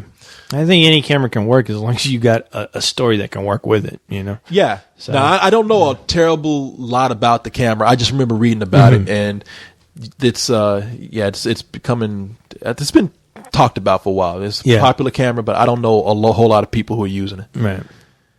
All right. So. They can't fucking afford it. You kidding me? This day and age. Well, yeah, people I know, of course not. I mean, but like I said, I think there's some people who are going to be experimenting with it on, as you say, independent movies and documentaries and whatnot. Me, I just keep using VHS. You don't need it for what you want to do. Yeah, what the fuck? What are you doing?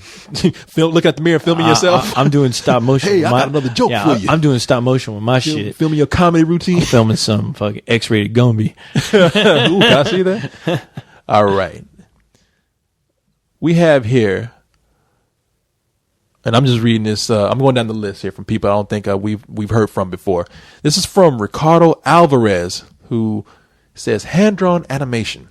Another animation question. Yes. With the new movie coming out, The Princess and the Frog, if it ends up being good, do you think that we'll be seeing hand-drawn animated movies more often, or will they still be rare like animated movies using stop motion? I know we've answered this question before. Have we answered this question before? Okay. Yeah. Okay. Yeah. But I mean, hey, let's answer it again. Okay. Well, go ahead and answer it then.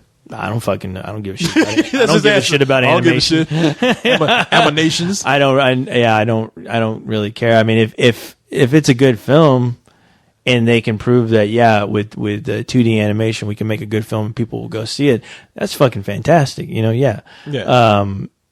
But I think as long as you have a good story, good characters, people go see anything. I don't care what it's shot on or what. I mean, because even with the new, like you guys were talking about, Christmas Carol, that's not doing that great right now. I mean, it's doing okay, but it's not doing gangbusters at the theater. Only because you guys mentioned that that animation is still a bit, it's not really catching on as well. Where for me, as far as seeing A Christmas Carol, it's not that important to me. I don't need to see it animated like that. There's nothing really drawing me to it. I don't know if that's because of the animation or if it's because of just that story I've seen a billion times. I think that's what it is. That story you've seen a billion times. So you're right in that sense. I think that no matter how well your story is, there's always going to be something that's going to be a bigger draw, and that's kind of sad because I think you could have, let's just say, The Princess and the Frog does gangbusters. You're going to see some people trying it. I mean, let's just say this movie does excellent. It's going to be like, okay, you're going to have tons of people trying to do it, but it's still not going to be the new thing. No, not at all. And it might become a fad. It might become a trend for a while. And who knows? I mean, it might find a little niche. I mean, stop motion has definitely come out and found its niche. I mean, when we thought like we wouldn't see stop motion anymore, within a span of 2 years already, or probably even a year, I think within a year, we've seen 2 stop motion animated films. We've seen Coraline and we've seen The Fantastic Mr. Fox. Yeah. Both of them, Coraline got decent reviews. Fantastic Mr. Fox is getting excellent reviews. But are we going to see like just a ton of stop motion films come out? No. I mean, so stop. Because honestly, if that were to happen, Nightmare Before Christmas, would have started a whole new trend of that film, but series. But a style of that film, but you just didn't see that. Yeah, and it kind of helped bring back what we see. But it's just going to be certain things are just going to have to be well suited for what it is. Right. But CG still going to be the big draw. I mean, just as a money maker. But you're going to get people who are going to do 2D animated films because the style is just going to suit it. Yeah. So let's see what we got here coming up next.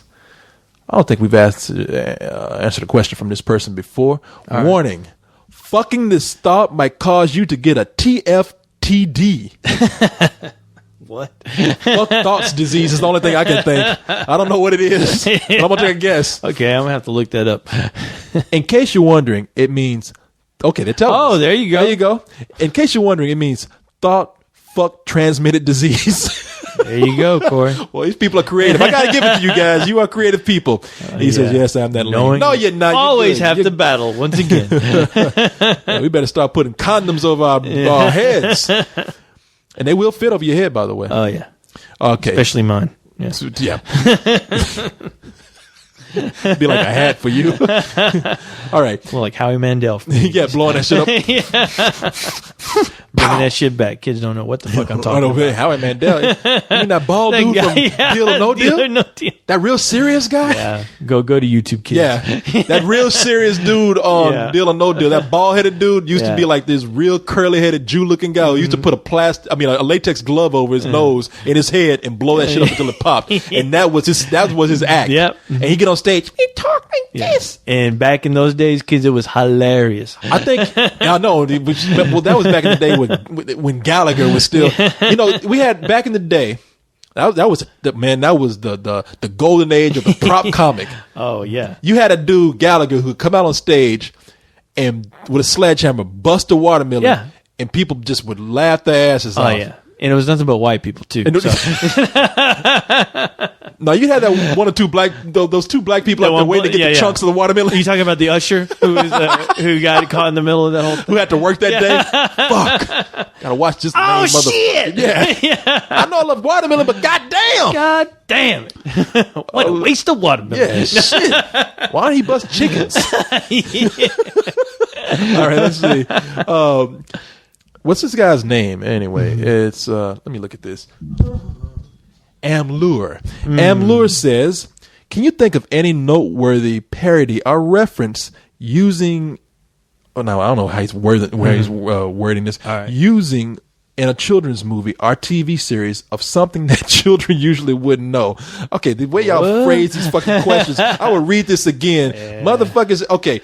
Proofread. Goddamn. What's your favorite? Writing long ass novels for your email and now just mixing words up in ways that are just incomprehensible. Can you think of any noteworthy parody or reference using in a children's movie or TV series of something that children usually wouldn't know? I don't know what the fuck you're talking about now. Used in usually wouldn't know. And you figure that one out, Clark. Okay. An example would be the Alvin and the Chipmunks version of RoboCop they did, which of course was an R-rated movie they parodied.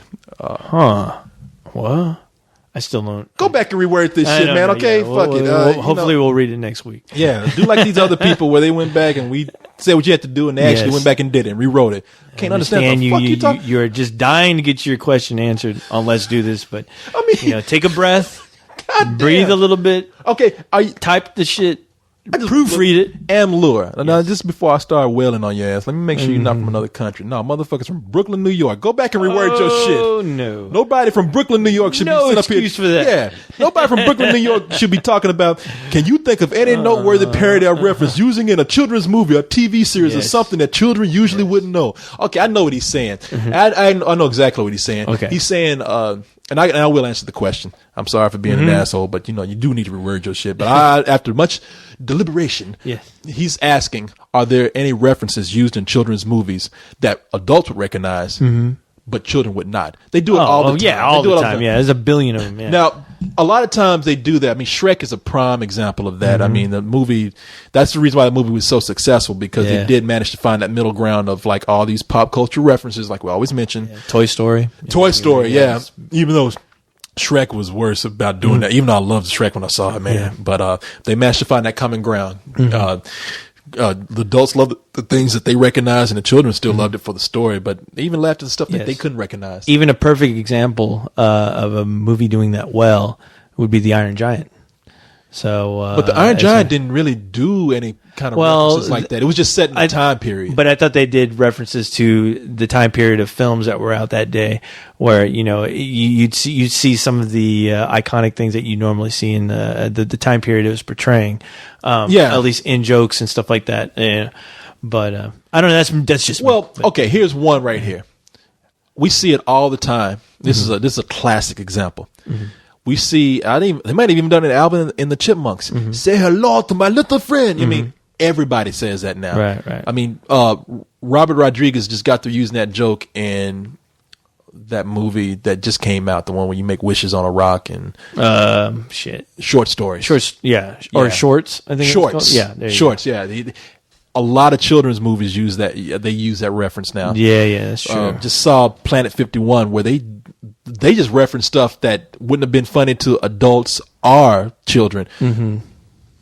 Just out of the blue, they start singing in the rain. I mean, it was what was he saying? Oh, and they kept saying the right stuff in that movie. And like, who gave a fuck? It wasn't funny. Yeah. So stupid writers. Yeah, dummies. All right, let's see. I'm gonna go to somebody else. That that guy. We won't say his name because he said keep me anonymous. But that one email that we could not remember. Oh, yeah. Okay, now this is a long kind of email, but it's a story that this guy wrote. Okay, since it's a story, can we pause real quick? Because I got to piss like a motherfucker. Okay. Hold on. This will give me a chance to save too. Yes. Okay, this is one of these long emails, and I don't encourage long emails like this because we just don't have the time. But this guy's been trying to get this read for months. I was about to say, and it's an interesting story. I've gotten it a few times, and now see, I know. I think you said that you wrote him back at one point. I did write him back, but I guess he wants it read. Right, he wants it to be discussed. Yeah, he wants it to be discussed, even though he doesn't want his name. Right. All right, so we'll go ahead and read. So Johnny, I'm going to go ahead and answer this question. No, we'll go ahead and read Johnny's email. Johnny spooked 325. No, I'll go ahead and read this, and it's a sort of interesting story. Now, like I said, I don't encourage these kind of long emails, so don't take this as an example. Mm-hmm. And he says, I feel I need advice. I had this friend who's a girl. She and I were once really good friends. We've known each other for 5 years. Now we're complete strangers. In just this past year alone, I found out she's been messing around with this guy that we both work with, who's bad news. He's that guy at work who tries to get with as many girls as he can, knowing damn well, co-host, that he has a wife and 3 kids to take care of. Whoa! I know because I caught him kissing another woman at our job. What the? This guy sounds like a cool guy to hang around. You might want to learn from him. You don't want to hate on this guy. No. He says the week before his honeymoon. He caught this guy kissing a girl the week before his honeymoon. Yeah. He's been messing with a total of 3 different girls at once in our job. This dude is 29 or 30 years old and still living at home. My friend just turned 22 in July, and I'm 21. Now, I don't know how she fell into it with him, but I think I made the mistake of telling her how I feel about her. I pound my heart out. I wrote her a very personal note explaining everything about him and myself. And it's been about 5 months since I've written it, and every day it seems to be getting worse. She's with him. Now, there's a lot more to this story in details, but I feel that she was just using me to be heard. How she was using to be heard, I don't know, but using him to make him jealous, maybe, I don't know. I'm sure that she knew that I liked her, and she was stringing me along. She never answered my letter, and she showed it to him, and I don't know how many others. So now, it's to the point where I'm looking for another job by the end of November. I can't take looking at the both of them together. I've moved out of my mom's house, living on my own, and graduated from college in graphic design. I just want to leave it all behind. So what does it mean to be a good friend? Do you think I should have taken that risk and either keeping my mouth shut about everything, or do you think I've done the right thing for myself by letting it out? It cost me my friend, but at least I don't have that weight over my head. And he says, sorry, co-host, I know you always say, don't tell me your problems. So don't even say it. Wow, dude. It's like, was this written by Jacob and he's dating Bella? Yes.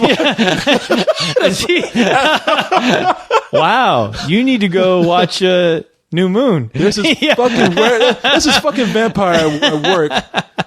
And this guy, he's bad news because he sucks blood, and we protect humans. And so I don't know how she can fall for me. He's totally wrong for her. Yeah. Look, if she gets with this dude, they're gonna end up breaking the treaty, and I'm gonna have to attack. And who says that guys don't relate to Twilight? No shit. This motherfucker live in Twilight. You know what? Now I understand, Corey, where all the fucking hatred comes from. Because all these guys go through Everyone they see that life projected on screen. Everyone's dated Bella. Yeah, there you go. or everyone's tried to. I hate that chick in that movie, by the way. Bella in that movie, I hate her. I really? can't stand her. Yeah. I didn't hate her. Because I've been with plenty of women like that. And they're crazy. Yes. That's why and you know what? And the thing is that movie would have ended like the first 30 minutes where I'm like, you know what? I ain't got time for this shit. Out here, yeah. Plenty. My saying, plenty of more fish in the sea with bigger tits. That's what I'm saying. With bigger tits. See you later. Damn, boy, you just put an image in my head of a goldfish with some tits. Exactly. But man, this guy, look, man. Yeah. You really are putting too much energy into a girl read the that's Twilight bad series. news. That shit'll figure out all your stuff man. for you. I mean, come on. You saying is she? Are you being a good friend? She's not being a good friend. No, exactly. I'm like, why are you so invested in this girl who really doesn't really care about how you feel about her? I mean, where's the personal gain in that? I mean, why do you want to be associated with somebody like that who doesn't really give a shit about? You beating yourself up over? Yeah. I mean, she was the one that was shitty to you. Yeah. And you say you're not friends anymore. Well, you know what? That's settled. Sounds like the job that you're in is probably. I'm gonna take it that it was just an in-between job anyway. It was something that you were doing until you actually graduated. Now you can move on with your life. So quit the job, quit worrying about her, and start over. Learn from this. Learn to stay away from women like this as soon as you notice that. Hey, they're attracted to some fuck up who obviously is, his life seems to be a fucking mess. Yeah, I mean, hey, he may have a big dick or something, but you know what? Those girls aren't going to stick around. There's nothing special about your friend to that guy. I mean, that guy's just going to fuck her and just leave her and go, hey, you're just another number. So why do you want to be associated with somebody like that who doesn't really respect themselves? Yeah, you can tell her, hey, I really care about you. Why are you putting yourself through this? This guy doesn't give a fuck about you. But you know what? That's something she has to learn on her own. Yeah, she's not gonna learn it from you. All right. Yeah, and the more if she was a real friend, she would listen to you. But obviously, she doesn't give a shit. Or if she was a real friend, she would at least say, "Look, you and I, we just don't have that thing between us. Yeah. I like this guy, but I would like for you to understand where I am, and I don't want this to become between us. A lot of times when you expose your feelings, it gets rough for everybody. No. So I would actually like to hear her side of the story. But if it's like you say, then look, man, you're not going to change her mind about this guy. The guy would probably, and let's just say it did work out between them. Right. Who knows? I don't know what's going on with this guy. It's still, if you don't, if it pains you that much, you're leaving that job, move on with your life, and don't worry about this anymore. Yeah, there's somebody out there there's somebody out there who appreciate your kindness, what you're about, and but the thing is that as far as this girl is concerned, I mean, there's nothing you can do obviously to change her mind as far as what she wants. That's her deal, and as long, but the thing is, you seem like a smart person. You seem like a smart guy for realizing this. You seem to have a firm grasp of the situation that you're presented. Just realize what that is and walk away. Walk away from it, man, because you know what? You're not doing yourself any favors by trying to save this chick. This girl obviously doesn't want to be saved. I mean, and no girl does, man. When a girl is in a situation, she doesn't want to be told what to do. Exactly. She's going to fight you on it if you try to do it. Yeah. Well, she's going to be like, why are you in my business? Why do you give a fuck what I do? And it's she's like, going to say, why I don't like being told what to do. And guys, I mean, I know it's hard. I mean, hey, I think we've all been guilty of it at some point as far as bearing our souls to people, but you got to be real careful with that, man, because I mean that's the kind of shit that will hurt you, and I think a lot of people do have to do that sometimes, so they just know. But you also have to think as far as like your friend is concerned that when you bare your soul to somebody, sometimes it's not going to play out like it does in your fantasy world, to where you figure, I'm going to bare my soul out to this chick and she's just going to appreciate it, she's going to love me for it. No, there's times when that's a lot of responsibility for somebody to take on, that for some reason they seem like, wow, I mean this much to this person, but that's kind of scary because now I have this weight on my shoulder where I can't upset this guy. I can't really tell him I'm sorry, I'm not interested, because number one, it's going to fuck up the friendship. There's a lot of things to think about when you unload on somebody. It's like, I like you as a friend, but you're basically telling me you love me, you have all these things, but I don't think our relationship is that, and it scares people off sometimes. I've had people bare their soul to me. I've had girls bare their soul where I'm like, wow, it's like, I appreciate you think that, but I'm not really on that same level with you, and I'm sorry, but it's like every move I make, I'm worried about hurting you. So it puts a lot of stress on me, and I don't want to be in a relationship like that,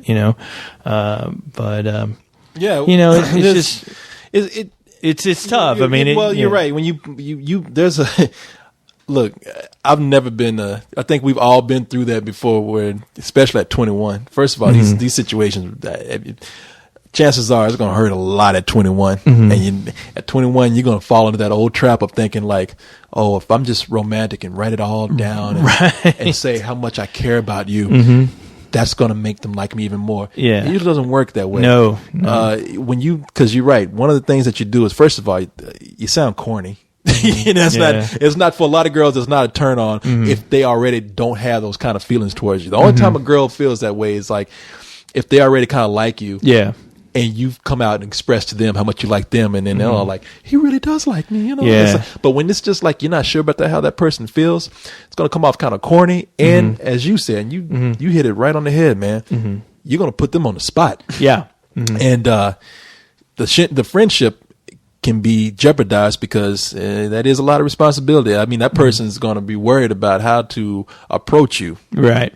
And so that's those kind of things have been known to dissolve a friendship, and sometimes those can be reconciled with time. And if you just walk away, now you got me saying that shit. That was actually, but really, if you do just walk away, give it some time. Maybe in a few years you can reconvene. Yeah, and no, it happens. You'll both mature. Yeah, maybe she'll have matured and you'll have matured, and this whole thing you can be friends again. And.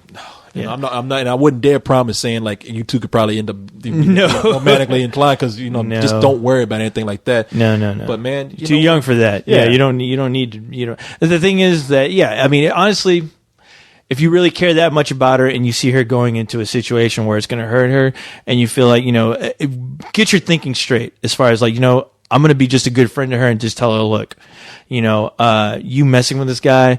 I mean, he's really he's involved with a girl. There's a lot of things at play here, and it's not going to end up good for you. I'm just letting you know as a friend on the outside that all this does is spell trouble. You can even tell I've seen this before, and the thing is I'm concerned about you because you are my friend, and the thing is I don't want to see you get hurt. But what you do is up to you. I'm just letting you know it's not a good idea, and that's it. I'm going to leave it at that. Well, even and you have good luck with that. And just walk away. Well, even in that kind of situation, you can't come across too hard. You have to be like, no.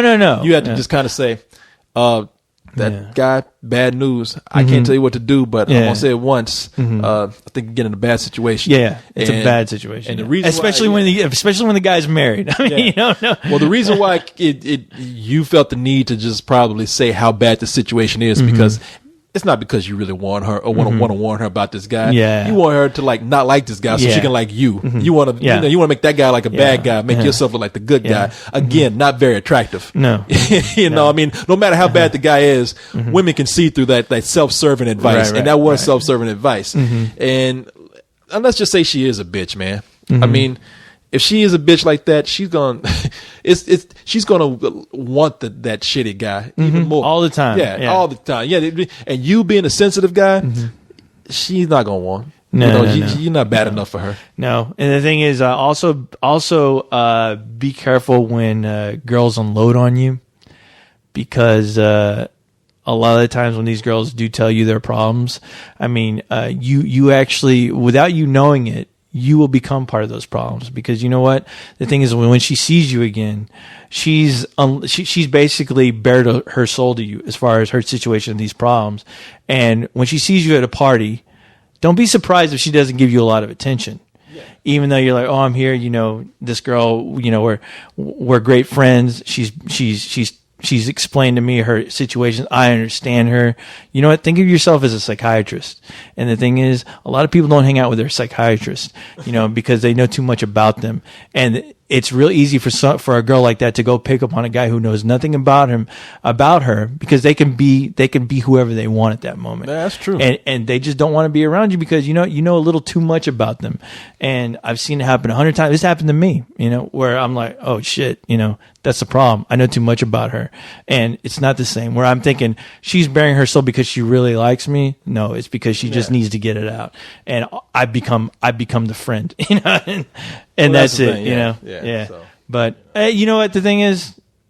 You have a good grasp of what's going on. Be smart about that. As long as you know, there's plenty of other girls. Go pursue that. She's not the only. She's not the hottest chick ever. I'm sorry. There's always somebody better. Go look for that.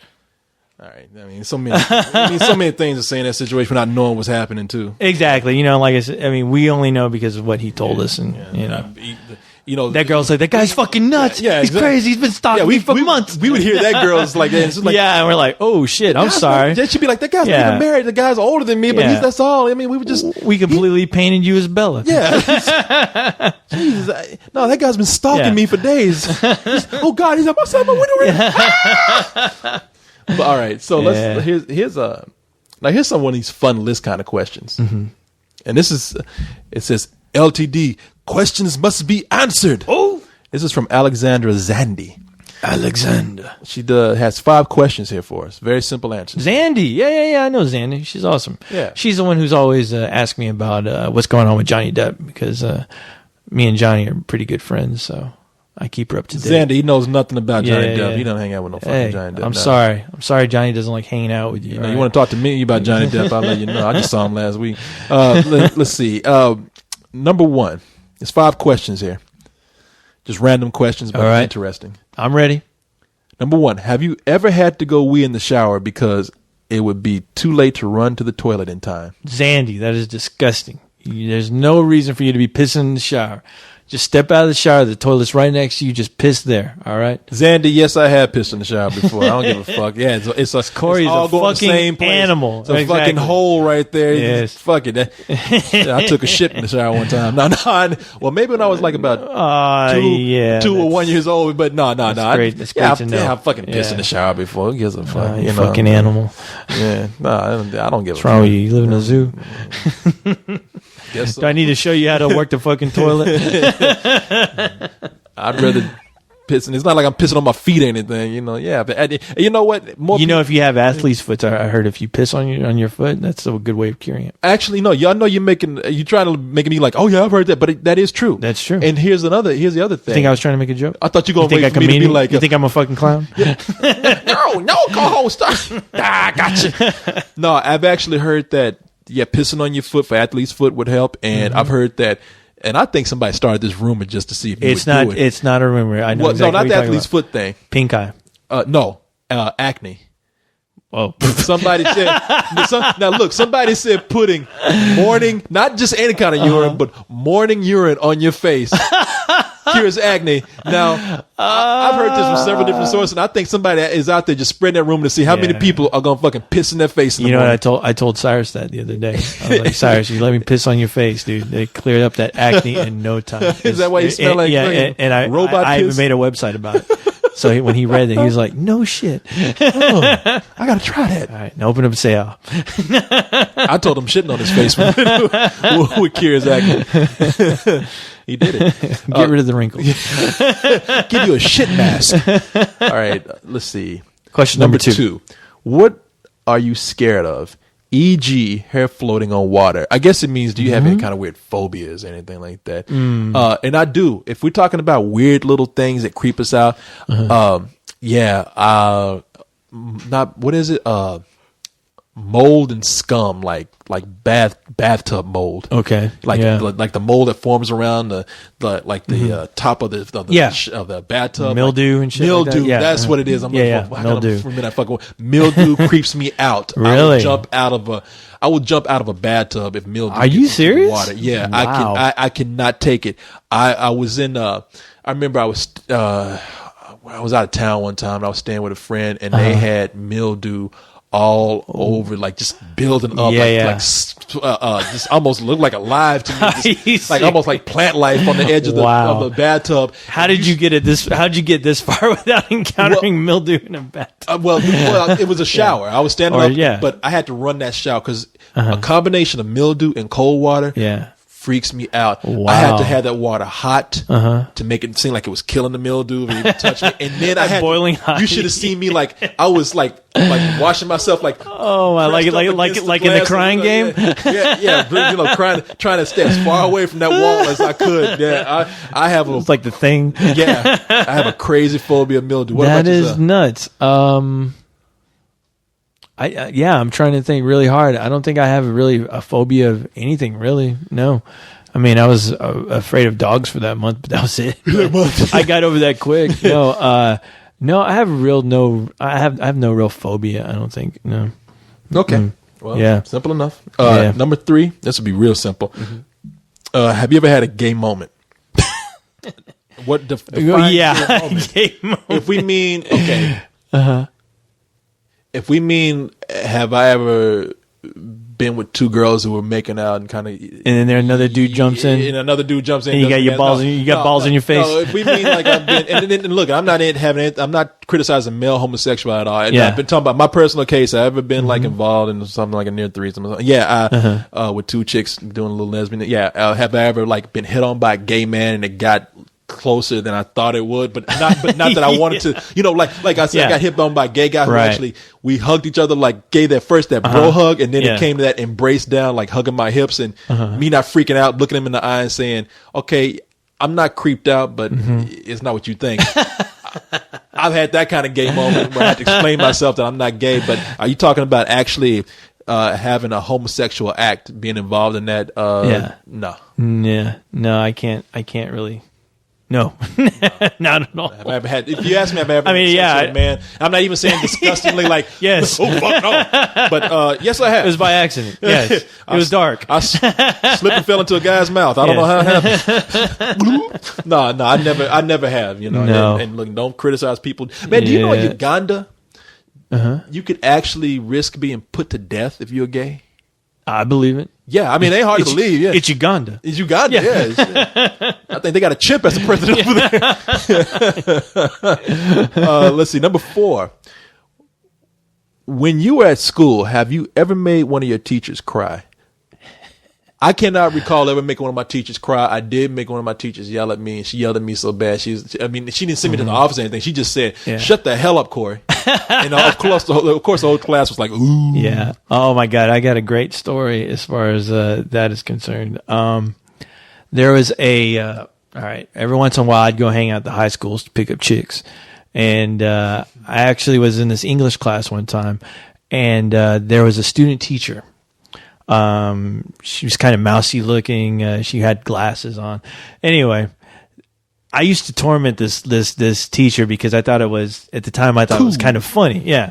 Cause I thought she was cute and mousy, and maybe there was part of me that liked her, but there was one time where she's like, look, everyone, I want to show everyone this painting. It's like, it's really abstract, but doesn't it look like a bunch of butterflies like flying? And I'm sitting down, and I look at her.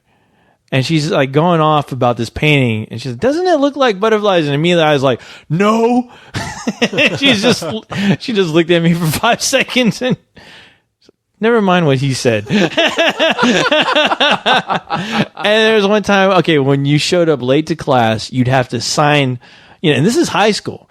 Whenever you showed up late to class, you had to sign on a piece of paper that you were late. So I walk in, I float in. And she says, co-host, you're late. You got to sign in.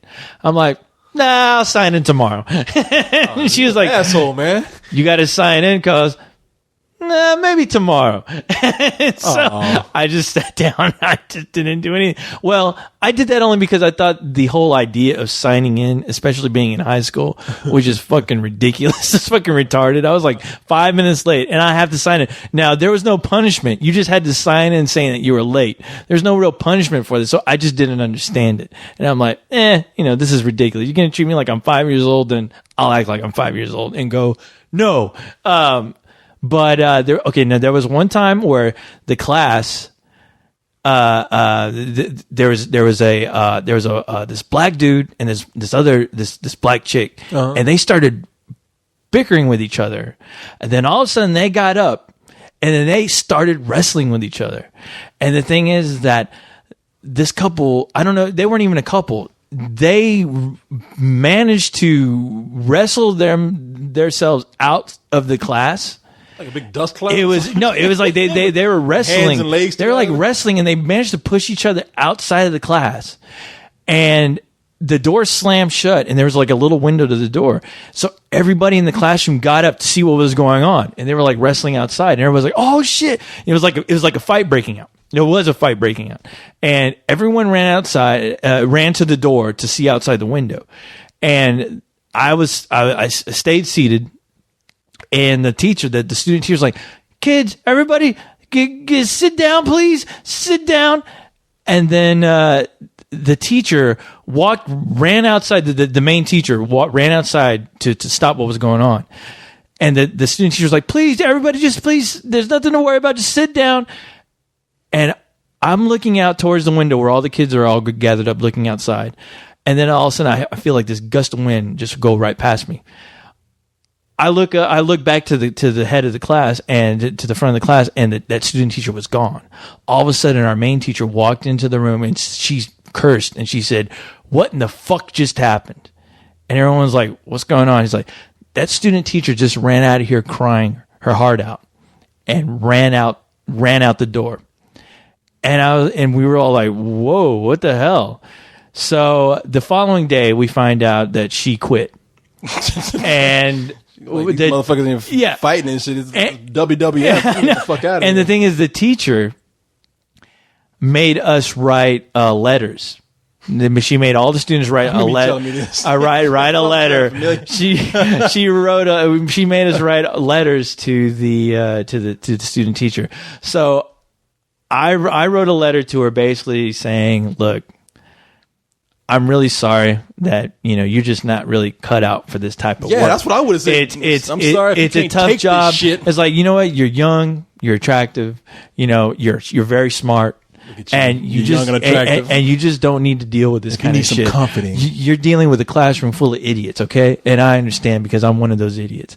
And the thing is, I know that there's better things out there for you than this.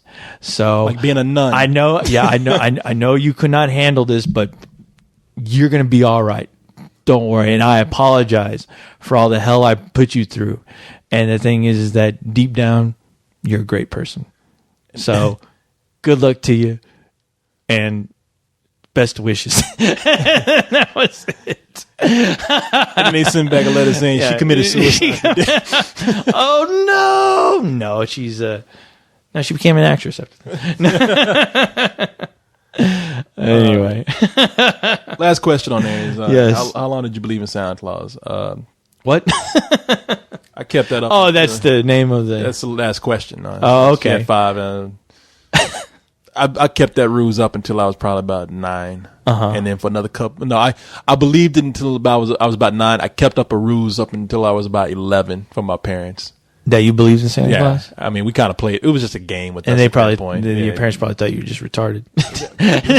My baby still believes. This motherfucker. My mom's the worst actress. I caught her pulling toys out the car. She looked up to the ceiling. I mean, like to the roof of the house. The door to the car is open, and she's got bags in her hand. She's looking up at the roof, and she's like, "Thank you." Are you serious? Oh my god! I'm like, Ma. Did she throw the toy up in the air when she saw you, and then she caught it? Like Santa Claus really like threw it down to her? Give this to your kid. Yeah, she's out there. Santa. Oh, you know what? Speaking of Christmas, that's what I didn't mention. I was going to say the thing I'm going to do on Friday. I'm going to brave Black Friday, man. What? I'm going to brave Black Friday. Brave Black Friday. Okay. And, yes, I'm not gonna go the easy route and make a black joke. Okay. No, I know it's too easy at this point. Right. Black Friday, you're familiar with Black Friday? No, I know what Black Friday is. Yeah, but I've never done it before. I think I did it one time where I went to Foley's or Kohl's, but I was up at like 4 a.m. And you were up at 4 a.m. to go to Foley's? I'm up in the morning. I wake up. I'm up late, and so I said, you know what? I'm just gonna go over to. I think it was Kohl's. I say I'm gonna go over to Kohl's because I know it's not gonna be crowded. And I got up and went over there like 5. Doors open. I shopped a little bit and came out, and I was like, oh, this ain't so bad. But then I heard about like Walmart, where people getting trampled to death. No, where that guy was killed. Yeah. Motherfuckers going to buy a TV and just crush some guy. Yeah, and didn't even bother to help. Didn't bother to stop or pick him up or anything. Yeah. But so you see, I bought this high def television. So there's and I bought it from Target. And there was one that I really wanted to get, and that motherfucker is going to be cheaper than the one I just bought right now. So I'm thinking about going to Target early on Friday morning, and Friday morning, and going to get a new television. But I don't want to fucking die trying to get one. You know what I mean? But even let's just say you don't even die. I kind of feel stupid. Like they open the gates and everybody runs to go fucking buy a TV. It's like, I'll save $50 just to keep my dignity. Yeah. You know? Well, the thing is, I read that in an article that as far as these deals, usually there's only like 5 TVs that are worth that special price that you can get on Black Friday, and it's it's just an excuse to get people in the door because once you're in the door, and your item's not there that you want to get, you're definitely gonna do some browsing because it's gonna be a wasted trip. Well, that's the other thing I was thinking. I was like, well, maybe I can find a Blu-ray player or something. But that's how they get the compulsive buyer in there. But I know already that I want something. But if I get there and people are pressed up against that glass like zombies and Dawn of the Dead, I'm like, fuck this, man. It's not worth my pride to do that shit. Right. Oh, I mean, it's just people fighting each other over those things. Have you heard about how people? Because that's what people used to do in the past. They used to fight over like. They make a big deal about a certain toy, and people like killing each other over Tickle Me Elmo. Cabbage Patch and shit like that. Cabbage Patches and shit like that. Stupid fucks. It is. All right, we'll read one more. It's a very simple question, and then we'll be done. Finished. I like simple, and it's actually it could be what is your favorite, but they didn't phrase it that way. Okay, and I have an answer for it. Very simple. And this guy, even I like the way he phrases his question. Please rate my thoughts for the first time. Yeesh. He puts the number 4 in it like a Prince song. And it says, "This is Lord Fleabag." What? Lord Fordback, I guess. Oh, okay. I've heard of him. From the Netherlands, I think. I think he is the Lord of the Netherlands. Which Jackie Chan stunt do you like the most? Oh. Love the show and been listening since it's Drunken Negro Face Cookies. You've been listening for a while. Okay. I can tell you real simple. It was in Drunken Master 2.